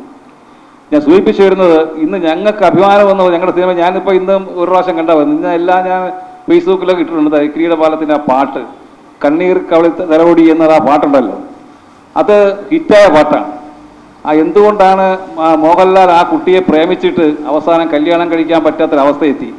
കല്യാണം കഴിച്ചു പോകുന്ന സമയത്ത് മോഹൻലാൽ മാറിയെന്ന് വിഷമത്തോടെ കാണുകയാണ്. താൻ ചെയ്ത തെറ്റല്ല, പക്ഷേ തൻ്റെ നാട്ടിലെ തൻ്റെ അച്ഛനുണ്ടായൊരബദ്ധം അത് തിരുത്തുന്നതിന് വേണ്ടി വീണ്ടും അയാൾ ക്ഷമയോട് പോയിട്ട് വീണ്ടും അയാൾ ആക്രമിക്കാൻ സമയം നിവർത്തിയില്ല ചെയ്തതാണ്. പക്ഷെ നേരത്തെ ഇവിടെ സൂചിപ്പിച്ച മാതിരി അദ്ദേഹത്തിന് അങ്ങനെയുള്ള കുട്ടിയെ കൊടുത്തയക്കാൻ പലരും ചെയ്യില്ല. പക്ഷെ എങ്കിലും നമ്മൾ ജീവിച്ചിരിക്കുന്ന ഇന്ന് നമ്മുടെ ഈ വേദി ഇരിക്കുന്ന കൊല്ലം തുളസിച്ചേട്ടൻ സാർ എന്താ ചെയ്തത്? അദ്ദേഹം SI ആയിരുന്നു. അത് അന്നും ഇന്നും ഗുണദോഷങ്ങളാണ് ചെയ്യാറുള്ളത്. അന്ന് എന്താ പറഞ്ഞത് SI പോലീസ് കോൺസ്റ്റബിളിനോട്? നിങ്ങൾ 2-3 അവാർഡ് വാങ്ങിച്ചവരാണ്, നിങ്ങൾ അഡ്ജസ്റ്റ് ചെയ്ത് പോകണമെന്നാണ് സൂചിപ്പിച്ചത്. അത് മാത്രവുമല്ല, ഞാനും പെൻഷനാവാതെ എനിക്കും പ്രൊമോഷനാവാണ്ട് ഇതിലേക്ക് തലപ്പിച്ച് കഴിഞ്ഞാൽ എനിക്ക് വന്നും അദ്ദേഹം നാട്ടുകാർക്ക് നല്ല ഉപദേശം കൊടുത്തുകൊണ്ടിരിക്കും. ഇന്നും അദ്ദേഹം ആ സിനിമയിൽ വന്നതിന് ശേഷവും നാട്ടുകാർക്ക് ഉപദേശങ്ങളും സഹായങ്ങളും ചെയ്യുന്ന മകൾ വ്യക്തിയാണ് സാർ. ഞാൻ അദ്ദേഹം ഒരിക്കൽ വിളിച്ചിരുന്നു ശാന്തിയുള്ള പരിപാടിക്ക്. അന്നും അദ്ദേഹം എനിക്ക് പറഞ്ഞു, എനിക്ക് സമയം താമസിച്ചപ്പോൾ വെള്ളായണി കായലൊന്ന് കാണാൻ പോകണമെന്ന് പറഞ്ഞു. ഞങ്ങൾ എല്ലാവരും ചേർന്ന് കായൽ കൊണ്ടുവരുന്നു. പക്ഷെ അന്ന് സാറ് ഈ സിനിമയിൽ അഭിനയിച്ചത് ഞങ്ങളെ പറഞ്ഞിട്ടില്ലായിരുന്നു. പക്ഷെ ഇപ്പോഴാണ് ഇന്നാണ് എനിക്ക് മനസ്സിലായത് സാറ്, ഞാൻ സിനിമ കണ്ടുവെങ്കിലും ഈ സാർ SI ആയിട്ട് അഭിനയിച്ചത് തുളസി സാറാണെന്ന് എനിക്ക് അറിയില്ലായിരുന്നു. അങ്ങനെ ഞാൻ ഉള്ളവർ തുറന്ന് പറയുകയാണ്. ഞാൻ ഇന്ന് ഈ സിനിമയിൽ ഞാൻ എൻ്റെ വൈഫും കൂടിയാണ് പറയുന്നത്, എന്തെങ്കിലും സംസാരിക്കണമെങ്കിൽ കിരീട സിനിമ കണ്ടാലേ സംസാരിക്കാൻ പറ്റുള്ളൂ. 3 പ്രാവശ്യം കണ്ടിട്ടും എനിക്ക് കഥകൾ ഈ പറഞ്ഞാൽ ഏറ്റവും ഹൃദയത്തിൽ വരുന്നത് എൻ്റെ അച്ഛനാണ്. എൻ്റെ അച്ഛൻ പട്ടാളക്കാരനാണ്. തിലകൻ സാറിന് ആ സിനിമയിൽ നോക്കിയ ജവാന്റെ മട്ടാണ്, പട്ടാളക്കാരൻ്റെ മട്ട, പോലീസുകാരൻ്റെ വേഷമല്ല, ഒരു പട്ടാളക്കാരൻ്റെ ഒരു മുഖഭാവമാണ് അദ്ദേഹം കാണാൻ കഴിഞ്ഞത്. എന്തായിരുന്നാലും ഈ കിരീട സിനിമ ഞാൻ എറണാകുളത്തെ പരിപാടി ഞാൻ ഫേസ്ബുക്കിൽ കണ്ടു. എന്തായാലും ഈ കിരീട സിനിമയിൽ പ്രത്യേകിച്ച് ഈ 2 മകൾ രഞ്ജിത് പണിക്കരെയും കിരീടം ചേട്ടനും എല്ലാ പരിപാടിക്കും ഇത്രയും വർഷം ആഘോഷിച്ച എല്ലാ പരിപാടിക്കും വന്നിട്ടുണ്ട്. അതുകൊണ്ട് ഈ കിരീടം സിനിമ എന്ന പോലെ എന്നെ ഈ ഒരു മെസ്സേജ് ഇനിയും അശോകുമാർ സൂചിപ്പിച്ചതുപോലെ ഇത്ര നല്ലൊരു മെസ്സേജ് കൊടുക്കാൻ പറ്റിയ സിനിമകൾ ഉണ്ടായ ജനങ്ങൾ ഏറ്റെടുക്കും, ജനങ്ങൾ അംഗീകരിക്കും. ഇനി എത്ര തിയേറ്ററിൽ പോയില്ലെങ്കിലും വേണ്ട, അത് നല്ലപോലെ ഇത്തരം സിനിമകൾ വന്നു കഴിഞ്ഞാൽ കുടുംബസമേതം കാണുവാനും ഒത്തിരി മെസ്സേജുള്ള സിനിമയാണത്. ആ ഏത് കൊച്ചുകുട്ടിയും നോക്കൽ പറയും, പഠിക്കാനുള്ളവർക്കുണ്ട്. ആ ഇത്രയും കഷ്ടപ്പെട്ട് പഠിപ്പിച്ചു അച്ഛൻ. അദ്ദേഹത്തിന് ആഗ്രഹം ഒരു SI ആക്കണമെന്നായിരുന്നു. പക്ഷെ എന്ത് ചെയ്യാൻ പറ്റും, സാഹചര്യം അങ്ങനെ ആയിപ്പോയി. അങ്ങനെ മോഹൻലാലിന് ജോലിയില്ലാതായി, കുടുംബം തകർന്നു. ആ കുടുംബം തകർന്നു. ഇന്ന് നമ്മൾ ആ ഗുണ്ടകളെ നടക്കുന്ന ആൾക്കാർ ചിന്തിക്കണം, ഈ കുടുംബം ഇനി ആരും സഹായിക്കാനില്ല. ഇന്ന് നമ്മൾ ആവേശത്തിൻ്റെ പേരിൽ വാളും പരിചയമായിട്ട് ഇറങ്ങുന്ന സമയത്ത് ഒന്ന് ചിന്തിച്ച് നോക്കും, മോഹൻലാലിൻ്റെ അവസ്ഥ മാത്രം ചിന്തിച്ചാൽ മതി. ആ കുടുംബം, അച്ഛൻ തകർന്നു, അച്ഛൻ മരിച്ചു, തിലകൻ മരിച്ചു, ആ കുടുംബ സഹോദരിമാർ വഴിയാധാരമായി, ആ കുടുംബം പാടെ തകർന്നു പോയി. ഇത് തന്നെയാണ് ഇന്നത്തെ ഈ മെസ്സേജ്. ഇത്തരത്തിലെ കൊലപാതക രാഷ്ട്രീയവും കൊലപാതകങ്ങളുമായി കഴിഞ്ഞാൽ കുടുംബം തകർന്നു പോകുന്നു. ഇതിനൊരു മാറ്റം വരുത്തുവാൻ ഇത്തരത്തിലുള്ള മെസ്സേജുകൾ സിനിമകൾ ഉണ്ടാവട്ടെ എന്ന് ജഗദീശ്വരനെ പ്രാർത്ഥിച്ചുകൊണ്ട് നിർത്തുന്നു. നന്ദി, നമസ്കാരം. ഈ യോഗത്തിന്റെ അധ്യക്ഷൻ, ഈ വേദിയിലിരിക്കുന്ന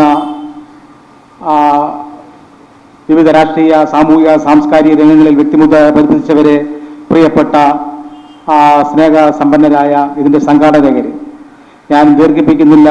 കാരണം യോഗത്തിൻ്റെ ആദ്യ അവസാനം വരെ പല പരിപാടികളും മാറ്റിവെച്ച് നമ്മോട് സഹകരിച്ച് എല്ലാ പരിപാടികളും നമ്മുടെ ജാലകം സാംസ്കാരിക വേദി സംഘടിപ്പിക്കുന്ന, പ്രത്യേകിച്ച് ശ്രീ ശാന്തിവിള പത്മകുമാർ പങ്കെടുപ്പിക്കുന്ന പരിപാടികളിലൊക്കെ നിറഞ്ഞ സാന്നിധ്യവും ഒക്കെ ഉണ്ടായ ഈ അധ്യക്ഷൻ, മുൻ സ്പീക്കർ ബഹുമാനീയനായ വിജയകുമാർ സാർ ഇരിക്കുമ്പോൾ എനിക്ക് കൂടുതൽ സംസാരിക്കാൻ കഴിയത്തില്ല.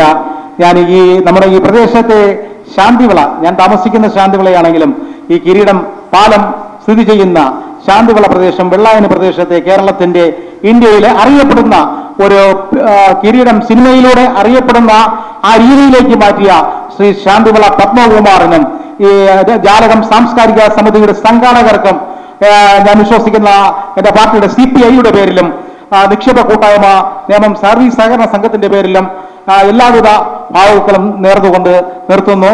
നിങ്ങൾക്ക് എൻ്റെ അഭിവാദ്യങ്ങൾ.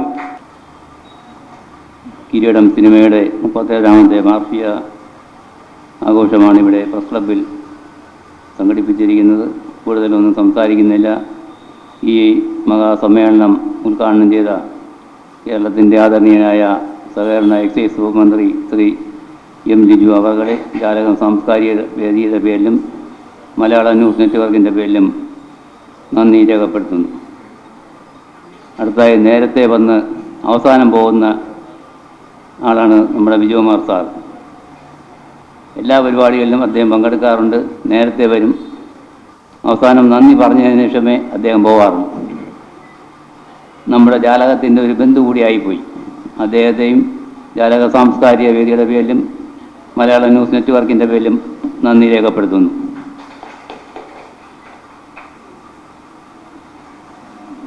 അതുപോലെ കിരീട സിനിമയിലെ നല്ലൊരു നടനായി ഇന്നും അരങ്ങിൽ തിരക്കോട് തിരക്കായ നമ്മുടെ കൊല്ലം തുളസി ചേട്ടനും അദ്ദേഹത്തെയും ജാലകം സാംസ്കാരിക സമിതിയുടെയും മലയാള ന്യൂസ് നെറ്റ്വർക്കിൻ്റെ പേരിലും നന്ദി രേഖപ്പെടുത്തുന്നു. കിരീടം സിനിമയുടെ നിർമ്മാതാക്കളായ നമ്മുടെ എല്ലാ പരിപാടികൾക്കും വേണ്ട പ്രയോജനം നൽകി നമ്മളോടൊപ്പം എല്ലാ പരിപാടിയും സഹകരിക്കുന്ന ശ്രീ ദിനേശ് പണിക്കരേട്ടൻ, അതുപോലെ കിരീടം, ഉണ്ണിച്ചേട്ടൻ ഇവരെയും ആദരപൂർവ്വം ജാലക സാംസ്കാരികയുടെ പേരിലും മലയാളം ന്യൂസ് നെറ്റ്വർക്കിൻ്റെ പേരിലും നന്ദി രേഖപ്പെടുത്തുന്നു. BJPയുടെ നേതാവ്, നമ്മുടെ കൗൺസിലർ, പല പ്രാവശ്യം കൗൺസിലുമായിട്ടുള്ള ശ്രീ P. അശോകുമാർ സാറിനെ ജാലക സാംസ്കാരികയുടെ സമിതിയുടെ പേരിലും മലയാളം ന്യൂസ് നെറ്റ്വർക്കിൻ്റെ പേരിലും അഗാധമായ നന്ദി രേഖപ്പെടുത്തുന്നു. ഫ്രാൻസിൻ്റെ പ്രസിഡന്റ് ശ്രീ മണ്ണാങ്കൽ രാമചന്ദ്രൻ സാർ, അദ്ദേഹം കരമന കളിക്കവള വികസനത്തിൻ്റെ പേരിൽ വൻ പ്രക്ഷോഭങ്ങളെല്ലാം സംഘടിപ്പിച്ചിട്ടുള്ള മഹാ വ്യക്തിയാണ്. അദ്ദേഹത്തെയും ജാലക സാംസ്കാരിക സമിതിയുടെയും മലയാളം ന്യൂസ് നെറ്റ്വർക്കിൻ്റെ പേരിലും നന്ദി രേഖപ്പെടുത്തുന്നു. അതുപോലെ തന്നെ കാരുണ്യവേദി സെക്രട്ടറിയായ ശ്രീ ബാബു നട്ടാശ്ശേരി, അദ്ദേഹത്തെയും ജാലകം സാംസ്കാരിക സമിതിയുടെയും മലയാളം ന്യൂസ് നെറ്റ്വർക്കിൻ്റെ പേരിലും നന്ദി രേഖപ്പെടുത്തുന്നു. BJP സംസ്ഥാന സമിതി അംഗം എൻ്റെ പ്രിയ സുഹൃത്ത് ശ്രീ ശാന്തിവള വിനോദനെയും ജാലകം സാംസ്കാരിക സമിതിയുടെയും മലയാളം ന്യൂസ് നെറ്റ്വർക്കിൻ്റെ പേരിലും നന്ദി രേഖപ്പെടുത്തുന്നു.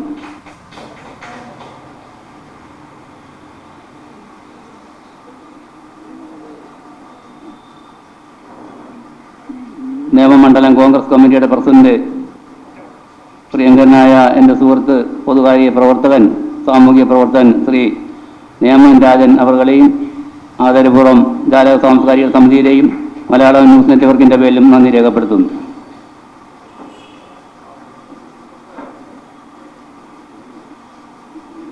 എക്സ് സർവീസ് ലീഗിൻ്റെ സംസ്ഥാന ട്രഷറർ ശ്രീ ജയന്തൻ സാർ, അദ്ദേഹം നേരത്തെ വന്നു നമ്മുടെ പരിപാടി അവസാനം വരെ ഇരിക്കുന്നുണ്ട്. അദ്ദേഹത്തെയും ജാലകത്തിൻ്റെ പേരിലും മലയാളം ന്യൂസ് നെറ്റ്വർക്കിൻ്റെ പേരിലും നന്ദി രേഖപ്പെടുത്തുന്നു. ഈ പരിപാടി വൻ വിജയമാക്കാൻ ഇവിടെ എത്തിച്ചേർന്ന എല്ലാ മാധ്യമ സുഹൃത്തുക്കളെയും സംഘടനയുടെ പേരിൽ നന്ദി രേഖപ്പെടുത്തുന്നു. അതുപോലെ തന്നെ പുരസ്കാരങ്ങൾ ഏറ്റുവാങ്ങിയ മഹത് വ്യക്തികളെയും ജാലക സാംസ്കാരികയുടെ പേരിലും മലയാളം ന്യൂസ് നെറ്റ്വർക്കിൻ്റെ പേരിലും നന്ദി രേഖപ്പെടുത്തുന്നു. മുജീബ് റഹ്മാൻ വിട്ടുപോയി, മുജീബ് റഹ്മാനെയും നന്ദി രേഖപ്പെടുത്തുന്നു. ഈ യോഗം വിജയമാക്കിയ നിങ്ങൾ എല്ലാവരെയും ഒരിക്കൽ കൂടി നന്ദി രേഖപ്പെടുത്തുന്നു. അതുപോലെ മലയാളം ന്യൂസ് നെറ്റ്വർക്കിൻ്റെ പ്രവർത്തകരായ നമ്മളോടൊപ്പം സഹകരിച്ച നവനീത്, ശരണ്യ, അഖിൽ എന്നിവരെയും ജാലക സാംസ്കാരിക സമിതിയുടെ പേരിൽ ആർദ്രമായി നന്ദി രേഖപ്പെടുത്തിക്കൊണ്ട് നിർത്തുന്നു. നന്ദി, നമസ്കാരം, ജയ് ഹിന്ദ്.